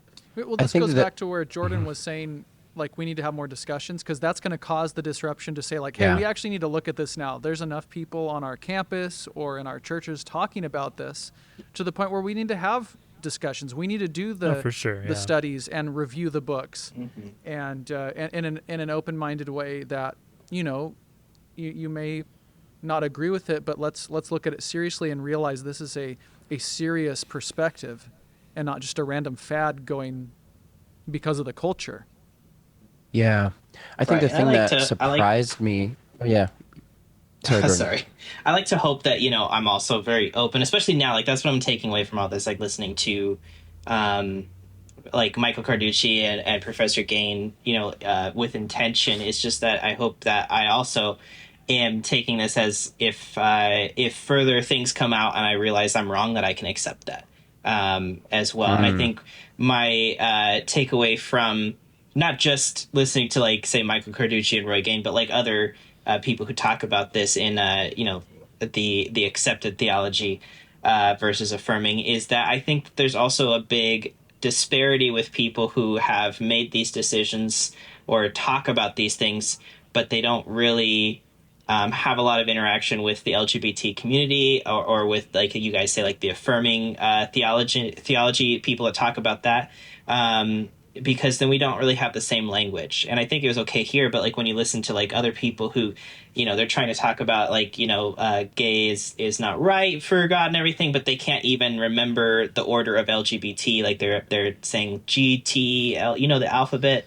So I mean, like, then of course there's damaging terms that come out, right? So I mean, terms that are no longer in use. But to be fair, like what Sean was saying, like there are terms that even in the LGBT community that we don't use that were maybe okay in like 2009, and so like now are not okay. So like LGBT singers have whole songs that would be like completely canceled if they came out today, but back then that was terminology that was used. So I mean, like, that is also what, if you're going to like investigate and create an argument, it's important to kind of know what your argument's coming up against, not just so you like look good to things, but I think ultimately like to that's the one side. Yeah, that's what Michael and Roy want to do as well, right? They want to be able to reach out and say, hey, this isn't going to be biblical, but I want to love you and I want you to come to church. And I think that's where a lot of turnoffs come out, where it's like, well, obviously you haven't even got to know me. You haven't, sat with the lepers or the tax collectors like Jesus did, before he started saying what was right, what was wrong. And I think that's what's important. That's the sense I get from Michael, though, is that he has been in a space where he understands what many people would be feeling. I think to some degree is the sense that I got. Whereas and I could be wrong, but like he has that at least in his. I'd agree with that. In his interactions with the topic. Yeah, sorry, I'm roping him in with all these other people I've like heard that we're not on the podcast. So sorry about that. No. I'm just making the comment about what I felt with him. Whereas what's interesting with Professor Gain with that, he even said he's coming at it from like arguing theology, and I can get into like a very scholarly like right. Let's argue about the argument, right? So we're not really thinking about from people, yeah. Yeah, exactly. So I see what you're saying, Jordan, where it's like it can become about the argument in and of itself, and then it's like, well, you haven't even heard my story, and that's why I think it's both. That's why I've mentioned both, because when you hear the stories, you can't argue with that, and then on the other hand, it's like, well, then on the theological conversation, it's like, is it as clear as we thought it is? And then you have to have that conversation too, but you have to have both, because if it's just about the theology, like then you just get into like the semantics of words and all that stuff. But then when you add people's stories in, well, now it humanizes it in a way that's like, okay, this is difficult, and this is intentionally hard to wrap our minds around. What do we do with this when we hear the stories of hurt with people and we have the theology that we have? Is there a problem in it because of the fruit that we're seeing? And that seemed to be the question that started to arise for me. But I will just say, like, that was one of the things with Gain that it really bothers me, and this may be my own just personal I don't know, I can't think of the term right now, but thing that I'm really passionate about is just this idea that, well, I've read the Bible this way my whole life, and a lot of other scholars have talked about it the same way. It must be true. And I'm like, that's just not the way this works at all, and it never has been. And even the stuff that I am processing through in my own life, like somebody else in the next 2 generations is going to come to me and say, I don't think that you're reading it right. And if I don't have the perspective that's like, I could definitely be wrong, and I want to hear your argument, like then I'm going to definitely miss things. And that's what bothered me too about just the state of that conversation from a theological perspective. Is it's like, no, we can't be wrong about this. The Bible is clear, and that's it. And that just, oh man, that just bugs me. I don't know why. Yeah, I think like I Alicia felt says similar in her book, saying the Bible is clear closes Bibles faster than they open them, right? So, and that's that's kind of the calling of people with affirming theology. Like they've stressed, they've pondered, they know that this is such a hot take and that this is going to be very a deep seated issue. But they wanted to do the research, and now they want to kind of come up and say, like, this is what I'm finding. What do you think? And then when we kind of shut it down with the Bible is clear, it's like that's not conducting that conversation, right? But I think you guys even said on the podcast, you guys got your early copies of Alicia's book, and I got one too. I think they're still up for pre-order, but it was just so amazing because she comes at it from like, we talk about like church conservatism, like conservative perspective that, she came from a place where like, this is where I have been my whole life. And now I'm going to look at the verse, and it's just very gentle and bring you in there versus like I've seen, documentaries on like what the verses say versus what they mean for affirming, and it's very much like, here's this verse, this is what they'll tell you it means, but that's ridiculous because of this, and you're going to turn off so many people that are just trying to learn what affirming is in that moment. Right. And in a way, the way Alicia writes about it is so inclusive. She talks about this as Adventists and Christians. This is what we have and we believe, and it's very serious. And let's look at it. And this is a conclusion I'm coming from. It's very gentle, and it's very I think welcoming to debate and future rebuttal, and I think that's really great. So I mean, if anything, if you guys listen to this podcast, I think like this book is going to be, whether you're on one side or another, this is going to be a book to check out for that very reason. Yeah. And I think that having more discussions like this, hopefully not, shut down and silenced or things like that, is what's going to help us come to this point. And so if there's a chance that I'm wrong, and I believe in affirming theology, how will I know when it gets shut down all the time versus somebody able to kind of come in, look at it, dissect it the way maybe Alicia did, and kind of say, this is my rebuttal. And maybe, if you're on that side, you think I would be convinced, like that's how I'm going to be convinced, right? So somebody who carefully is looking at these things, coming up with that solution, versus kind of saying, well, no, it's clear, and shutting it down. That's why we, wanted to talk about affirming theology in the first place, is because there's doubt, there's questions, there's pondering. Jordan, exactly what you said, I felt was the thing that surprised me the most in comparing the two episodes between Alicia and Professor Gain. And I do think there is a compelling argument, like a nugget in what Gain was saying. And I think he got to it at the end. I think it was even after Jesse left. But I felt as if, oh, wow, it almost seemed as if Alicia had done more work to speak the language of the opposite perspective than he had. And her language was not only speaking the language of the opposite perspective, but compassionate to the opposite perspective, using their language, their terminology, their theology, speaking in a way that they could hear. And it just seemed to me like, oh man, we haven't done this. And I mean, Professor Gain, he's one of my professors. I appreciate him in a lot of ways. He's brilliant. But he's not an outlier in Adventist theology. Like, he wrote our commentary on Leviticus. He's the guy. And so I think for someone like him in his position, and again, so much empathy for him and understanding, but I think for people, I'll make it more general, and because it's not personal. I think for people like him in a position like his, with so much influence on Adventist theology, to me, it was just like kind of a microcosm, like, oh man, we have so much work to do. Like the fact that it just seemed like we have learning to do from someone like Alicia, who's speaking the language of the opposite perspective and doing it in such a compassionate way when she feels like she has been harmed, like going out of her way to do something in a way that people who would disagree with her, maybe even slander her, can understand, is what was really life-giving to me. It's interesting with Gain. I know we've kind of gone out of order with our series here, but whatever. That's typical that we don't stick to a plan.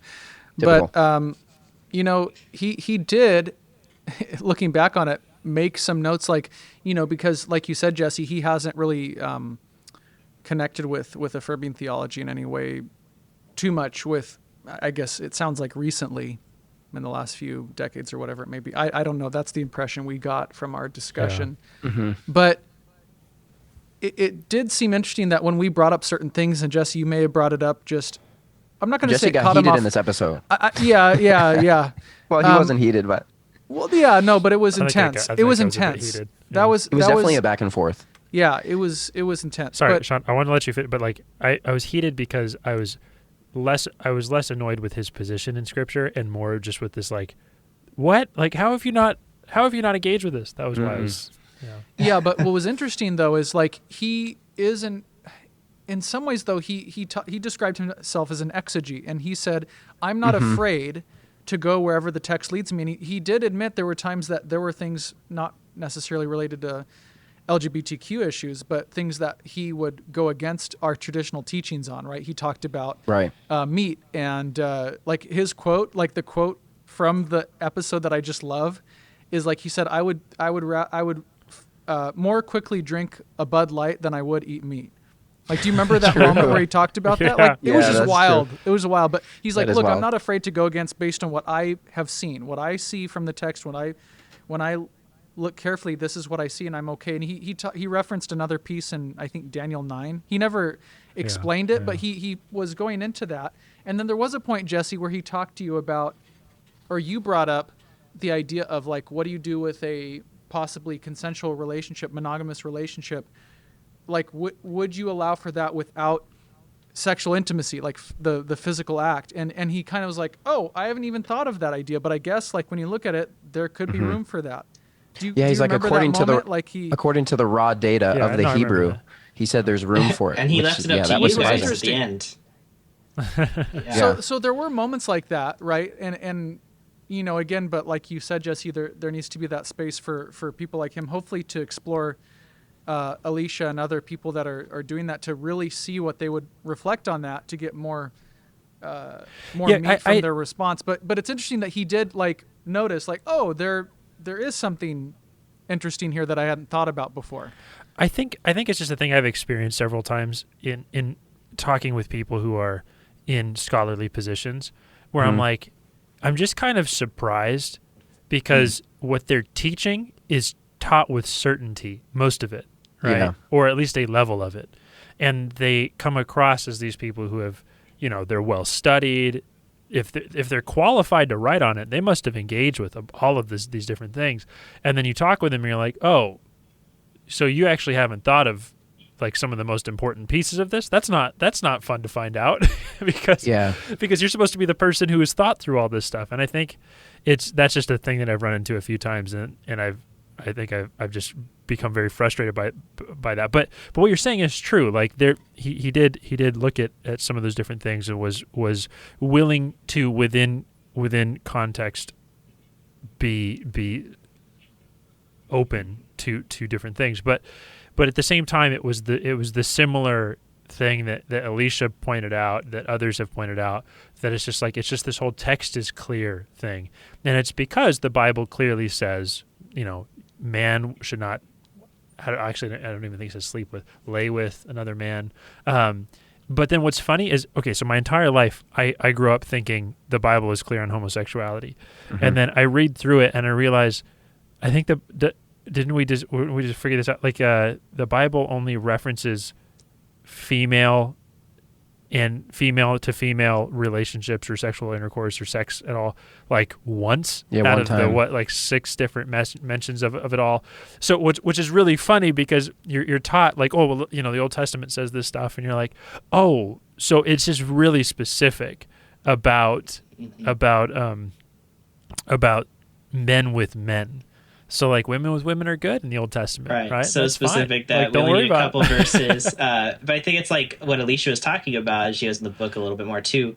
Like, there is a historical context sometimes, and she's talking about the roofs have to have the guardrails basically, because that was just how they were built in that time period in that area of the world, and to bury, if you use the restroom outside, how to bury it, and there's like all these things that we consider. But I think that's where, at least when I was watching the Roy Gain or listening to the Roy Gain episode that Jesse, you were kind of coming at, is like, wait, how come we have these exceptions for context here, but not on these ones? That's kind of where I came at it, right? Because I think in the ancient world, they didn't have obviously the concept of homosexuality. That was like in the late 1800s. They even like had an idea to like label a term for somebody attracted only to one same-sex gender, right? So the verses were changed in response to that. Was in our language that made more sense as the translations came out, maybe. But in the old times, the consideration in the ancient world was that everybody is likely to be seduced or have the vice of possibly sleeping with other women than your wife or other men or boys, right? So that was kind of like also going on at the same time. You guys are talking about the temple practices, so a lot of that historical context kind of really started clicking with me, and that's kind of where my journey into affirmative theology came out, was when people started talking like that with me. And I think that's ultimately what we've been talking about in this episode too, is that we're in a place where it's like, it's scary to say that what if we are looking at this wrong, but then when these topics are brought up, it's like suddenly, oh, the Bible is clear. It's we're going to take it at face value, what's in the verses when it comes to LGBT related verses that, other people have questions and insight as what if it's not about same-sex attracted people or same-sex romantic people, that this is something else. And so that's where we need to have more conversations, because especially after this talk, if we can look at it more deeply and find out that there is something more specific banning particular practices despite it all, I'd like to know. But right now, I feel like we just don't explore that. And the only people exploring that are people like Alicia who want to, make a book about affirming theology, right? So it's about having conversations so that more topics can be, brought out. So, I mean, like Roy, for example, like he's in that microcosm of seminary, and so a lot of the people he talk about maybe have the same ideas. They're probably not like having people in the seminary coming out as LGBT and staying there. So he's also not even come across in his day-to-day with LGBT people, which is why it's important like to consider minority, right? Like people that have not been heard, because there may be something that we're doing that's hurting when we're not listening. And so that can go into all sorts of different things. But I think hopefully now, I think that's what's great about this series is that, I am imagining Roy like checking out these books and things like that, because that's what's coming is people are leaving the church for having very good friends that they can be friends with this 6 days, but can't bring on the seventh day to their church, and are having these questions, or family members and or are LGBT themselves. And this is a big issue. So we're coming to a point where it's also a slippery slope to not talk about it, because eventually, I know the church shouldn't be dictated by current social issues per se, but it's something that we need to have discussions in overall, just to like know where we really stand, rather than just kind of like holding on so tightly to something that without really having the explanation that other people are like hoping for, or the discussion that they're hoping for. And it's so Adventist, right? I mean, it's we started this podcast just because we were having conversations, sort of rethinking a few years after undergrad. Man, it seems like we're holding our Adventism in different ways. At the time it was Sean and Jesse and I, and we were just like having these long text and phone conversations, and we were realizing, oh yeah, we've shifted on some things. Maybe we've become more Adventist, maybe less. Sean's currently living in a cave, just naked. Sean was following the Doug Batcher path. But yeah, we started this podcast because I think we all felt this desire, like, let's go back to the scriptures like the early Adventists did. Like that's the title of this podcast. Like, seek what they sought. What did they seek? They sought the scriptures. Like I think, and having been at seminary now, I feel like I can say even more confidently, like that's so core to what it means to be Adventist. Like we're people of the Bible. We believe in the Bible, sola tota, prima scriptura. It's who we are. And it seems as if in doing so, man, if we're not able to do that always, all the time, and like go back time and time again and say, what does the scripture say? The problem is that we keep saying we're people of the book. Say more. Because the more you say that, the more you're convinced that we're the people of the book. We tend to have it right. You're saying it's a bit of a feedback loop. It's like a... Yeah. And I mean, I think that if you say it differently, if you say we are people who desire to know Scripture well, but we might get it wrong, then it both speaks to your desire and to your humility. Like, I like that. Yeah. Like we want to know it so badly. We want to get it right, but we might get it wrong. And so 100 years ago, we might have got it wrong, and that's okay. Like, it doesn't make this movement less meaningful, less impactful. However, what it does mean is that this movement is human, and that's okay. Like, it ought to be okay. Yeah. And it's not. I would love to ask the question, though, as sort of a review of this whole thing. Like, what do you guys feel shifted for you over the course of these 5 episodes? And really, there was a 6th one in there that we didn't air, which was also a really meaningful episode. It was. It really was. A friend of ours who was talking about how he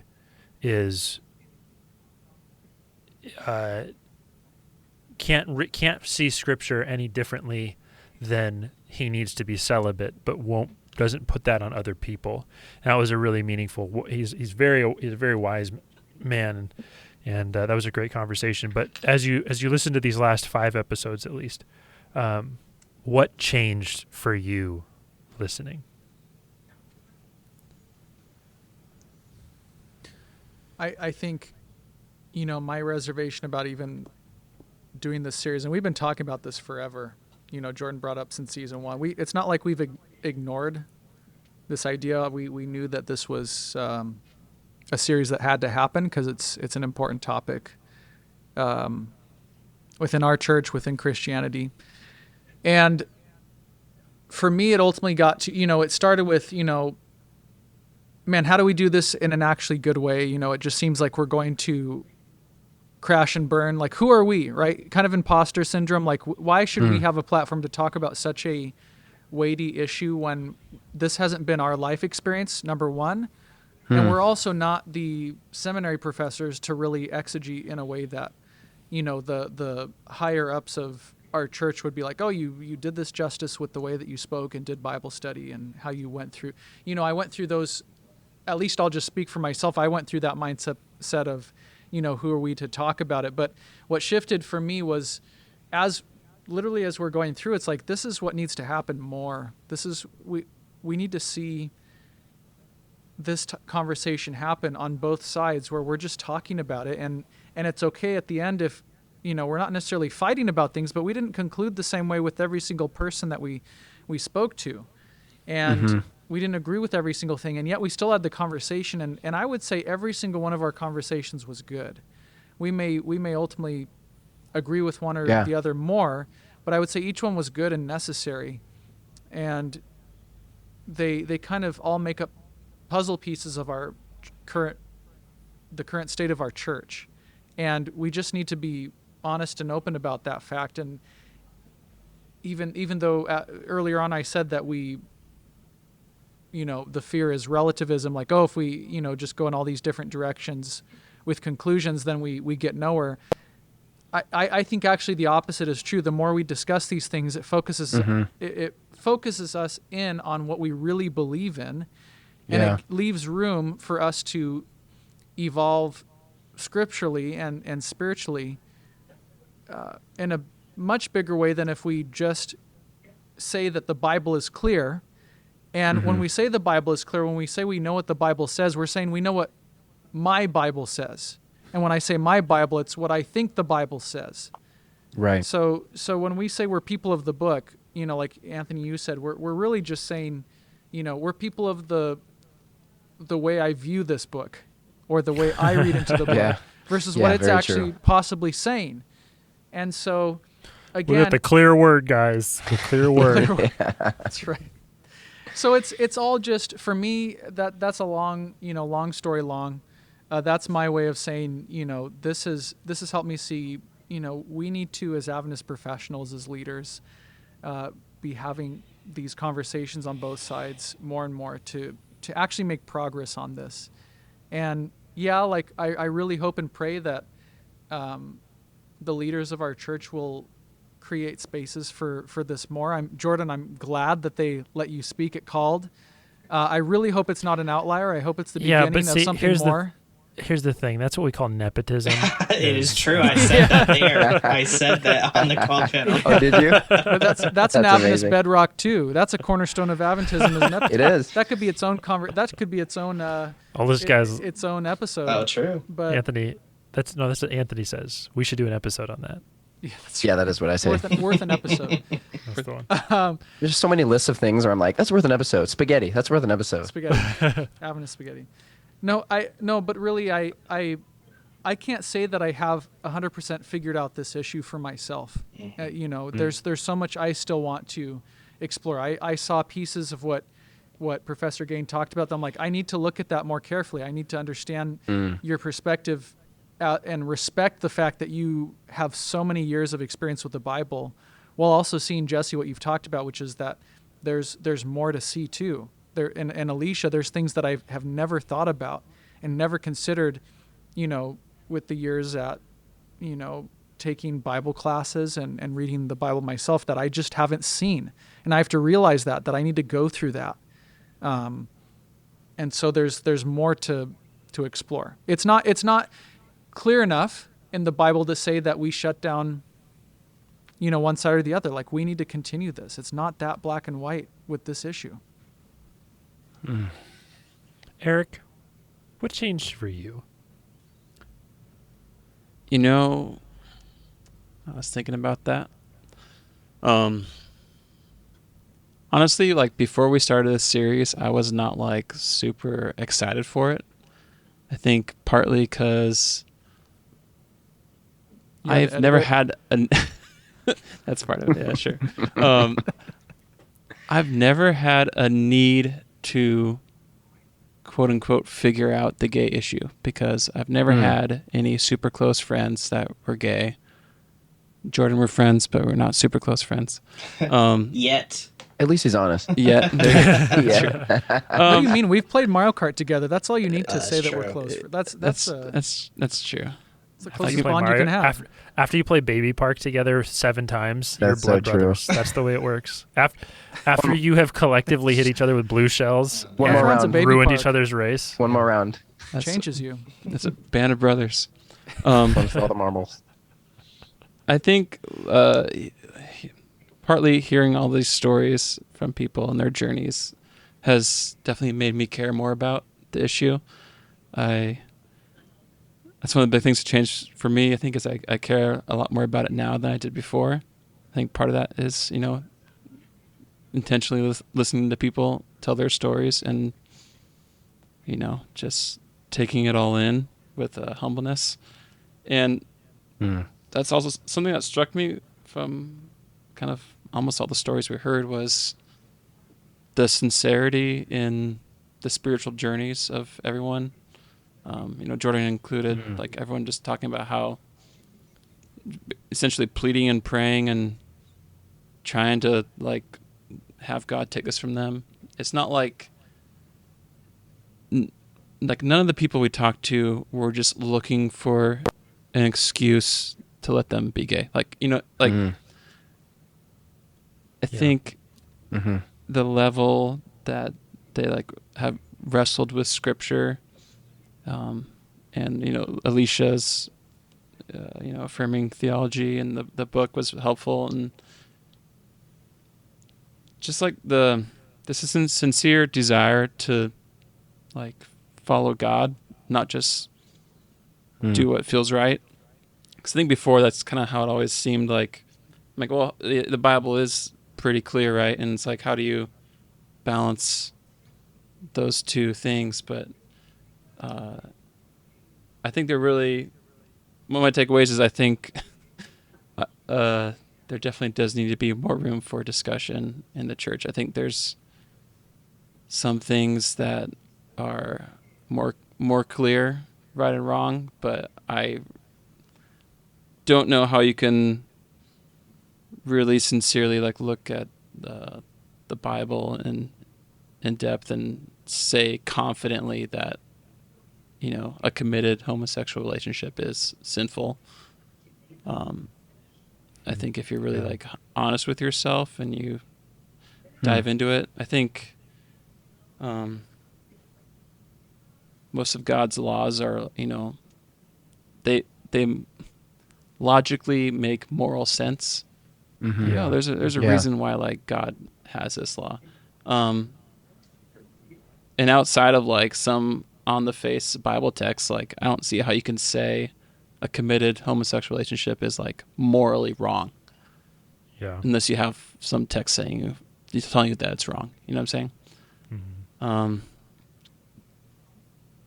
So yeah, I guess in a way I was ambiguous in my opinion before, but now I'm more confirmed in my ambiguity of because I'm not like fair. I'm not at the place where I can confidently say 100% homosexuality is not a sin, but I'm also very confident in not saying I can't say that homosexuality is a sin. Within the right kind of framework that God lays out for relationships. But for me personally, I guess it kind of comes down to weighing the risk, right, of being wrong. I want to you know, it's kind of a stereotypical like get to heaven and talk to God, and he says, Eric, like this gay issue is actually really important to me. Why don't you try to change Jordan so that he could, you know, like, why didn't you do that? Or do you want God saying like, Eric, why did you drive Jordan away? Because this really wasn't that big of a deal to me. Like this actually wasn't a big deal at all. Like this isn't an issue to me. Yeah, I guess it'd be nice. But then as a church, right, if you try to boil it down to practical terms, like Sean loves to do, like how do you do that as a worldwide organization across cultures, much more conservative than we have here in North America? Oh, yeah. Can we legislate gray areas? Like, how do we create open spaces for discussion? Maybe it's just on a local level. We just kind of just have to do it. But I don't mean it's tough. I don't know how. As let the states decide. If we can't do that with women in ministry, it's going to be a while. It's going to be a minute. Moving at a snail's pace here. But no, I'm sorry to interrupt you, Eric. No, you're well, but think about it, guys. Think about it. Think about this. If it's gay men, then that might move faster, right? That's terrible, but you're not wrong. So that's what we call dark humor. Knowing our church history, we understand what the situation is. Yeah, you're not wrong. Fun of it. Thanks for sharing that, Eric. I actually was very curious about Eric. You tend to be very you hold your cards close to your chest because I think when you say something you want to say what you really actually think or feel, and so I was kind of curious about some of the stuff that you were thinking through this whole process. So yeah, hopefully some of it made sense. It didn't, but yeah, we're just grateful that you shared. So thanks. Yeah, that was my 3 minutes on the podcast, and I'll go back to just listening. No, I think that what you shared, I feel like is far more the experience of far more people than feel like they have the space to speak up. They might speak up in a more conservative space, but there's also this terrible fear today of the vitriol and wrath that will come your way if you just genuinely don't know what to do with a thing and you haven't like moved along fast enough with everybody else, is what it feels like. And so yeah, I think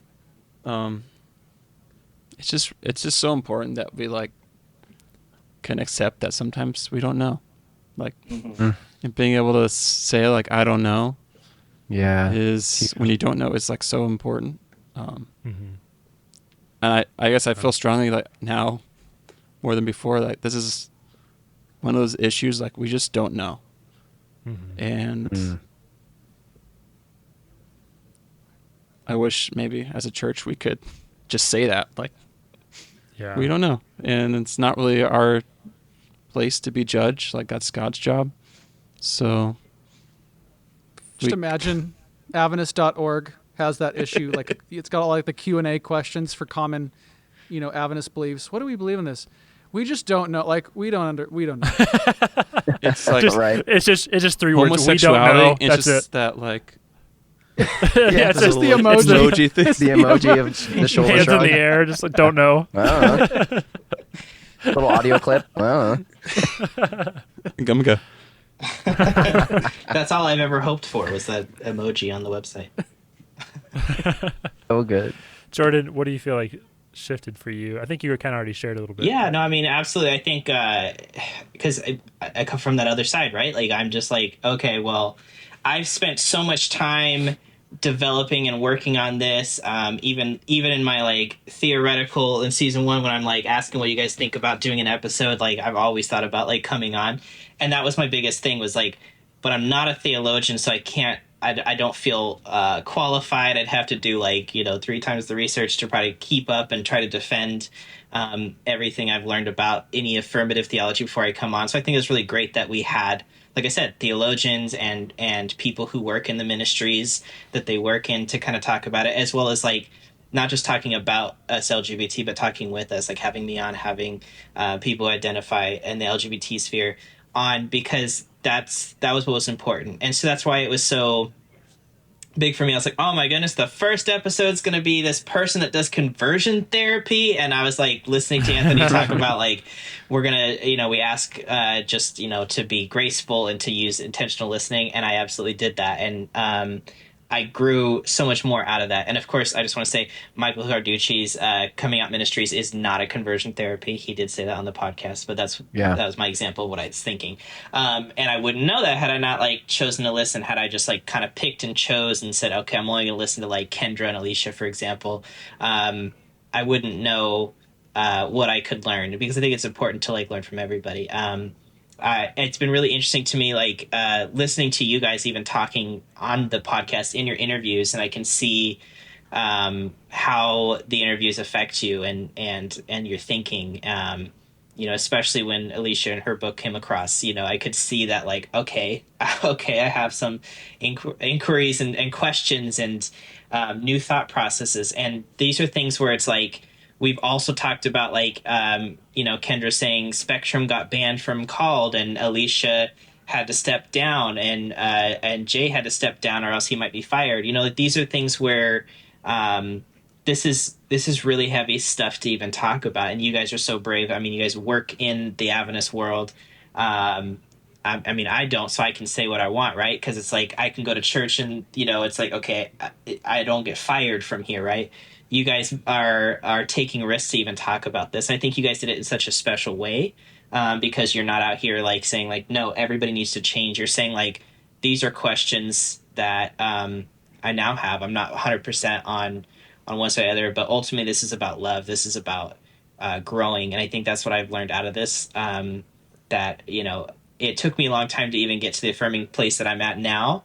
And even reading parts of Alicia's book, and I started reading a book that she referenced in there, I was getting like the red flags when they're making these claims, like, this verse means this. And I'm just like, whoa, like that's too far for me. So, I mean, I'm still even growing and learning.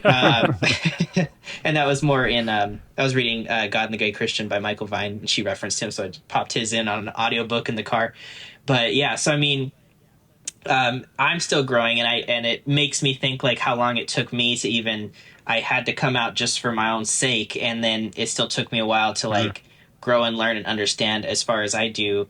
Not even being somebody who like took classes on theology and the Hebrew and the Greek to get where I'm at.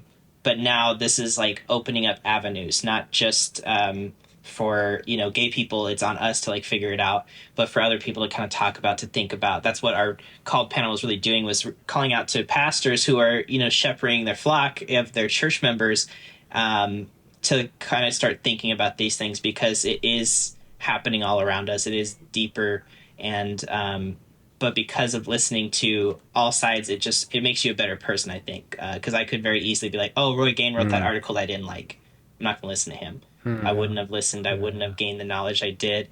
Michael, his story is so compelling. And of course, Alicia, I'd heard about her, but I didn't even investigate anything until I met her. And I'm so glad I did too, because I was like, I'm not going to read a whole book on this. And now I'm like, oh man, this is one really compelling book. So it's just being able to stop, think, and listen is what's important. And I know it's dangerous because of the fear of the slippery slope. And I think my call is like, we need to make a safe space to have the slippery conversation, right? So if we're fearful to lead people astray because we're jumping into conversations and making claim and causing doubts and stuff, we need to make it a place where that does happen. Because not everybody is on spiritual bread. They're on spiritual milk. That's fine. But there are some people that have some serious considerations here. And I think that's why we have to start having more space to talk about them, and not even to have it be like, okay, you're going to come out on one side or the other. I think it's just about considering the perspectives, and having that help you grow more spiritually, whether it's individually or as a church. Yeah, I think for me, the aspect of just listening to people and just letting their stories speak for themselves was probably the most compelling part of this to me.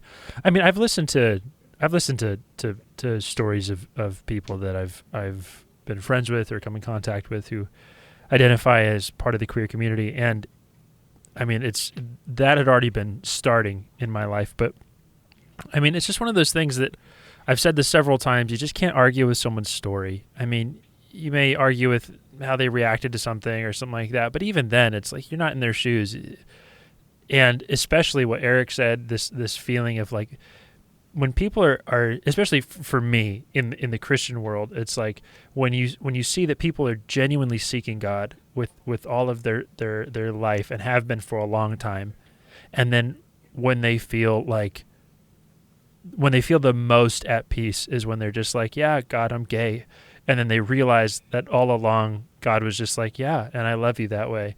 Like that's like oh man, like gives you chills. And don't we all want that to a certain degree? Because we're all broken people.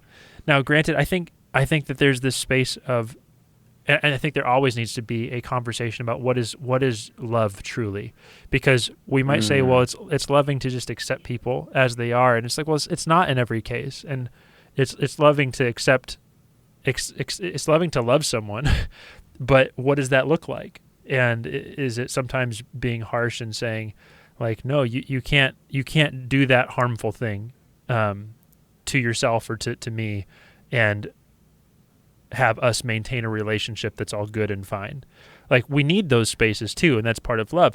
But but to what context? Like when does that get applied and to what? I think that's the conversation for me, because people will say, oh, well, we need to love everybody, and both sides are saying that. But what does that mean? Like what does that look like? Is it the tough love, or is it the accepting love, or is it both? I don't know. Like and that's the thing for me that's been a process of wrestling with through this, because I think the biggest question for me going into this was what do we do with people from the queer community in church specifically? Because it's that weird thing where if you're living in sin that's like pretty outward and everybody knows about it, like it's really weird if you're like worship leading. It's like, oh, that guy molested a kid. Like, should he be up there? Probably not. Right. That's an obvious example, but then there's the other stuff. Like, this person is super prideful and intensely like damaging to people around them just by the way they are. Should they be up front preaching? Probably not. But we let that go sometimes. So it's but at the same time, how do we address this? How do we address the issue of the queer community? And that was my question going into it. And I think coming out of this, I feel more confident in saying that I think that if somebody is seeking Jesus with their whole heart, that is the key. That is the key factor, in their involvement in church, I think. And even then, it's like there's plenty of people who aren't seeking Jesus with their whole heart, but we love them and we're glad they're in church. Like, would we want them in a leadership position? Maybe not, but should they be a greeter? Yeah.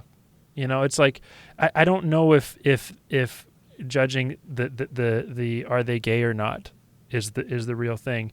And on top of that, even if it was like, even if I disagreed with someone being gay, even if you're conservative, is that really the thing? Is that really it? Like that's kind of my question.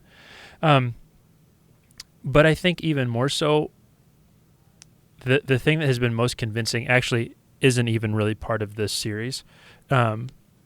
It's I work in a space where there are many people from the LGBTQ plus community that feel safe in the church that I'm working with, and they feel like they can be here and call it home. And I will tell you this: the problem that the Jewish Christian leaders had was that the Spirit was being poured out on Gentiles. Yeah. And they're like, what do we do with this? Yeah. And at a certain point, they realized we can't argue with this anymore. We just can't. The Spirit's obviously poured out on them. And I'm just telling you guys this, like, I think that that's going to be the problem at some point. We've already seen it with women, like women in ministry. Yeah. Hey, you just can't argue that the Spirit has been poured out on this woman. Like, what are you going to do with that? Are you going to deny it? Because that's a problem.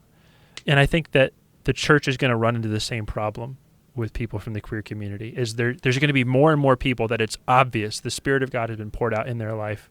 And what are you going to do? Are you going to fight that? And I think that in and of itself is the settling question for me.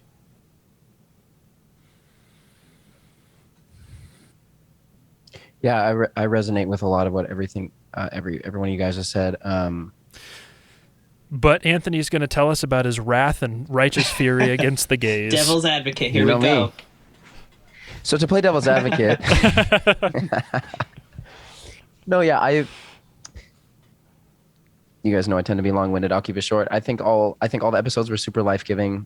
I think something that Eric said really resonated with me.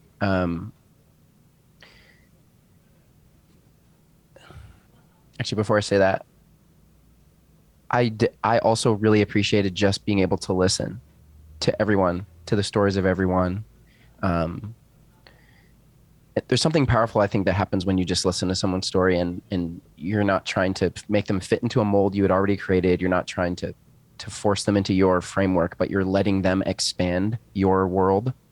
And you're just there to listen and understand, ask questions, a deeper understanding. Like there's something so good and so human and so like kingdom of God, I think, that happens in that moment. And so I'm really proud of the series. I feel like, it was really life-giving to me in that way, because even something that powerful that happens with is someone that you think you'll disagree with, and then you end up listening and you're like, oh wow, your thoughts are actually more nuanced than I expected, and you're actually far more human than I expected. And there's just so much compassion that comes from that. So I really appreciated that.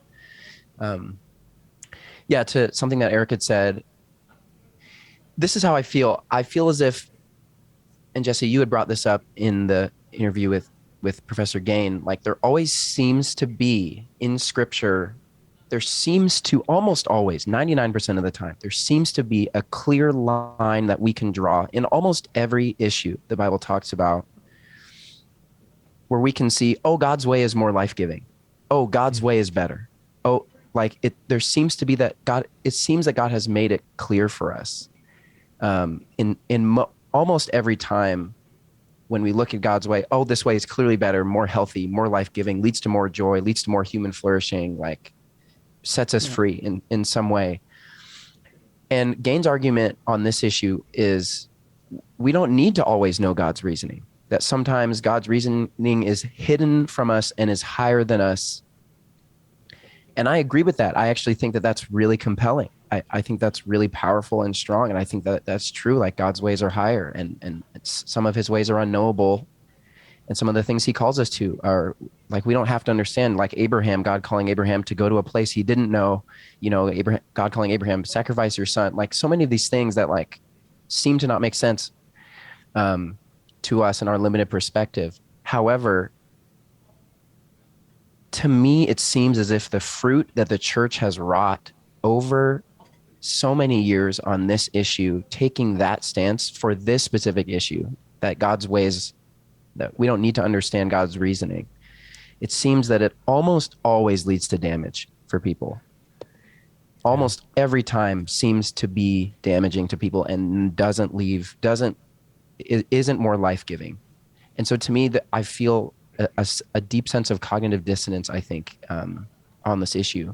I think, as Jesse said, we need to have conversations. I think it's so crucial that we have conversations about what it means to love people, because I think, especially in the kind of the zeitgeist in our age, kind of the cultural moment, especially on the West Coast, is like, oh yeah, love and acceptance, this is what it looks like. But I definitely think it's really important to have conversations like, what does it mean to love people? But again, I think throughout history, the church, like, I don't think we have been motivated truly by like concern for self-harm. For care for the person. I think often it's just theological and intellectual. Yeah. And I think to me, going forward, something that this series has shifted me on is like, man, we ought to, like, if hypothetically we're taking the accepted stance, like, man, our place just has to be from a place of like, I have concern and love for you. I think, Jesse, I really resonate with the Holy Spirit issue. Like that was something I wanted to ask Ann about, but we just ran out of time because we were going long. Was like Acts chapter 10. Like, what do we do? Like the Holy Spirit is being poured out on the Gentiles. And, Peter's like, well, who are we to stop what the Spirit's doing? And I think I totally agree that I think going forward, I think we're going to run into that more and more. Like, and that's another area of dissonance that I feel like queer people that I know clearly have the Spirit indwelling within them, that and are experiencing the Spirit in their life. So to me, and the fruits of their life are not destructive and well, I mean, other than just being a normal human, are not destructive and harmful, but they're actually the very thing. It's the very thing. I think you go back to the Gentiles argument. It's like it's the very thing that it's like, well, the Gentiles, they don't get it. They don't know God, and then the Gentiles are the ones that every time Jesus interacts with a Gentile, they get it more than the Jewish people at that time did, or at least many of them. And it's like, wait, hold on, that should concern us. Yeah, really. Yeah, 100% should. And I feel that as well. I think going forward, we're a long ways from that. We're still working on women and stuff. So yeah. And I think final two thoughts, I think there's so much pressure when you work for the institution to be in like a camp or to take a stance or to like not use the word affirming, like, oh, I'm affirming. And I just reject that. Like, I just think that's not really how life works. Like, I think that's a false construct. Like, I think so much of life is like gray and like we're just journeying and we're trying to figure it out. And it's like, I don't have to put a label on myself to say I'm one thing or I'm another thing. Like, to me, it's like, I don't think loving queer people and walking on a journey of trying to be faithful to the scriptures, I don't think those two things are mutually exclusive. And I feel like it's a journey. I don't think it's like, oh, you figured it out and, you're in a place where you just have it. To me, it's like, and I think that's another thing that this series has kind of re-emphasized for me, because I definitely had thoughts, I think, going in and a stance and, kind of a journey throughout my life of kind of coming to a place where I felt like I was pretty much affirming. And that probably comes across to those who are listening.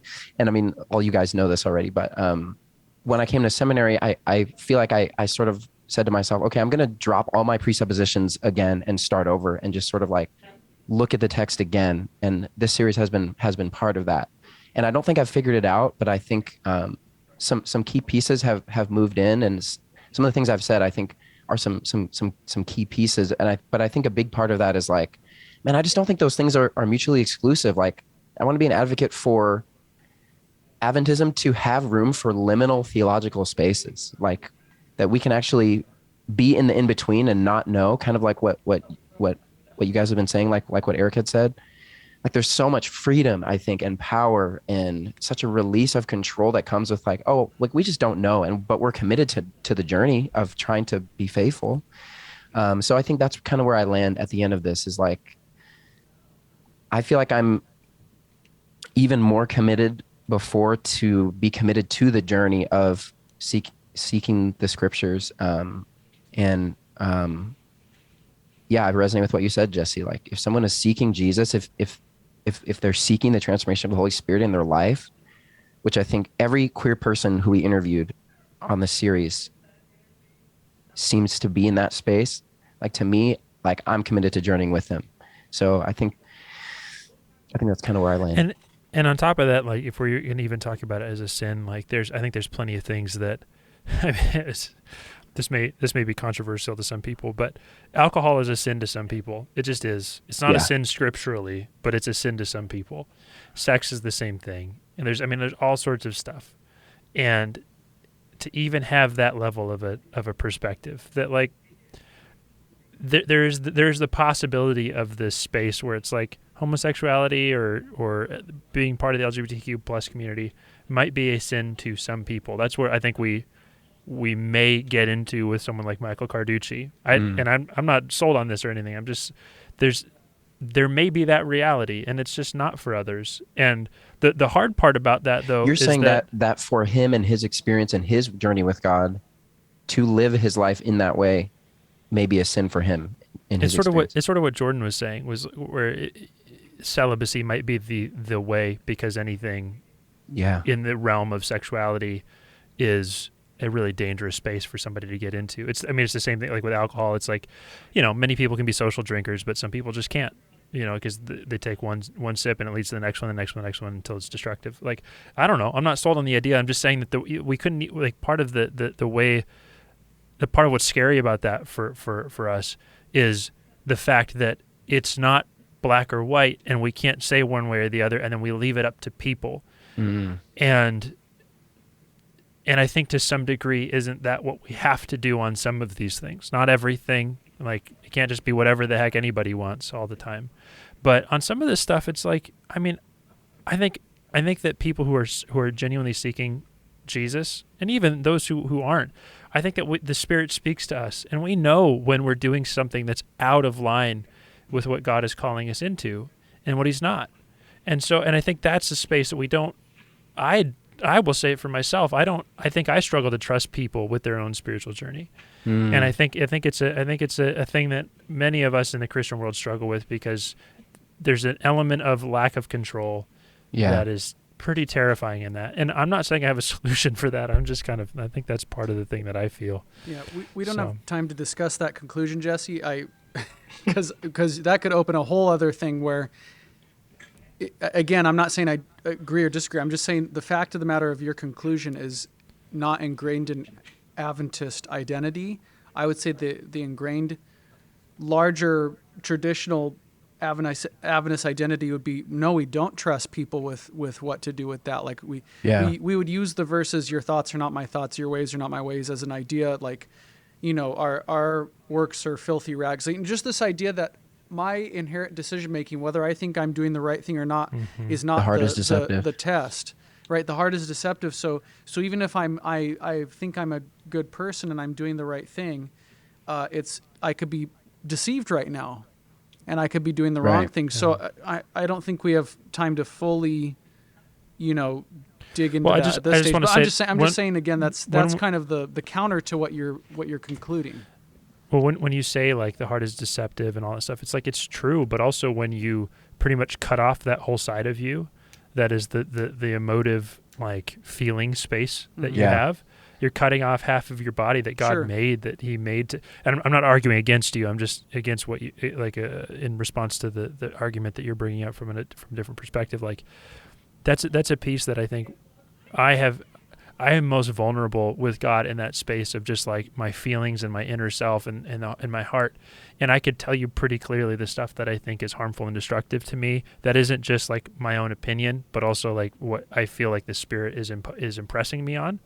And I don't have it all right by any means, but there's some stuff that I'm comfortable doing that other people. I remember one time there's this girl I was talking with, and I had rap music on in the car. It was Christian rap, but she couldn't listen to it because she had come from a space where that style of music was a bad, not just a bad thing like intellectually, but like it had led to some destructive spaces in her life, so she couldn't. And it's like, yeah, like I think that's okay, but I was fine doing that, But the problem is leaving it up to people is scary, and so I think there has to be some sort of balance between the two. It can't just be do whatever the heck you want, but at the same time there has to be some level of like, okay, there's structure, there's principles that are laid out in Scripture. That's kind of what Eric was talking about, what relationships ought to look like, and with that inside of that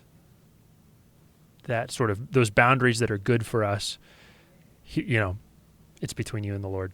I don't know. It's scary, but Well, as I was saying that, I kind of, it made me laugh to think about the fact that we don't maybe have time right now to talk about it, but we've already talked about it.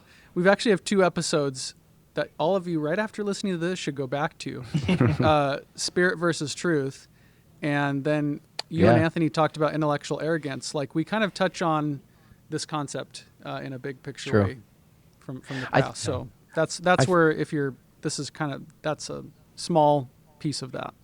I feel like the maybe the middle space or the connector to what you just said, Jesse, and both of you, like, is just relationship and community. Is like the church folk, we have to commit to being in relationship with queer people. And I think maybe that's where, like, being able to kind of give up control and kind of let the Spirit be the Spirit, but then also be in relationship and be in community and be in covenantal, like, community with people, saying like, hey, I'm going to journey with you, and we're committed to journeying together, and we're not going to walk away. We're going to bear each other's burdens. We're going to encourage one another. We're going to, like, just being the church, I guess. Like, to me, that seems like such a crucial piece that, at least for the queer people in my life, so many feel like they didn't have, or they lost, or they felt fear of having that space. I feel like that's really crucial. Jordan. Well, guys, we solved it. I want to give Jordan the final word, Jesse. I don't want you to say anything more. I'm just saying. After our 5 episodes, now our 6 episodes, we've solved it. It's done. We have solved it, as we always do. No, I think it was great. I think it was awesome. I would say if you ever did another episode, it might be more on the gender identity, because I know, like, it was briefly touched on a lot.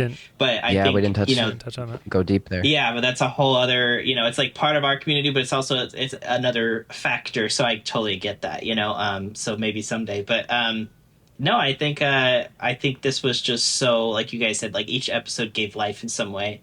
It definitely gave me life. Just being able to, like, hear and listen, and it was just really special to hear you guys talk to them, and, like, even kind of seeing, like, how you guys, like, reacted and changed episode to episode, even just especially today, right, like, in our response. And so I think, like, today it's the conclusion of your series, it's a summary of the series, but these are not the final conclusions, right? Like, this is even I'm saying there's room to grow and to change, and maybe in 10 years we might not even agree with what we're saying today. Because this is just we're at a part where we might be behind on having these discussions, but we're also really allowing them to happen so that we can grow. So this is really special, guys. Yeah. Well, thanks for coming on, Jordan. Yeah. We appreciate you, man. I also want to say to all my friends who are only listening to my episode, Anthony is going to say something silly about what Eric Edstrom has an award for, but I want you guys to know Eric Edstrom has an Emmy for his TV show he works on. Several Emmys, yeah. So he is an Emmy Award winner, so the joke is that they belittle him with that he's like a hopscotch champion or something. But here's the thing. He's a local Emmy winner. So is it even real? See? Local Emmy, that's what they call it. Yep. It's like the Southern Jordan. California region. Absolutely. So. I was like, listen, this is an award winner on a podcast and not a llama knitting scarf winner. But llama I knitting had scarf somebody winner. ask about that, like, what? Wait, have we used that one before? That's true. Out of context, they just feel like so random. True. I'm going to use that on this one now. Llama knitting. I'm excited to hear what Anthony comes up with. It's got to be good this time. Oh, avoid the pressure. The pressure's on.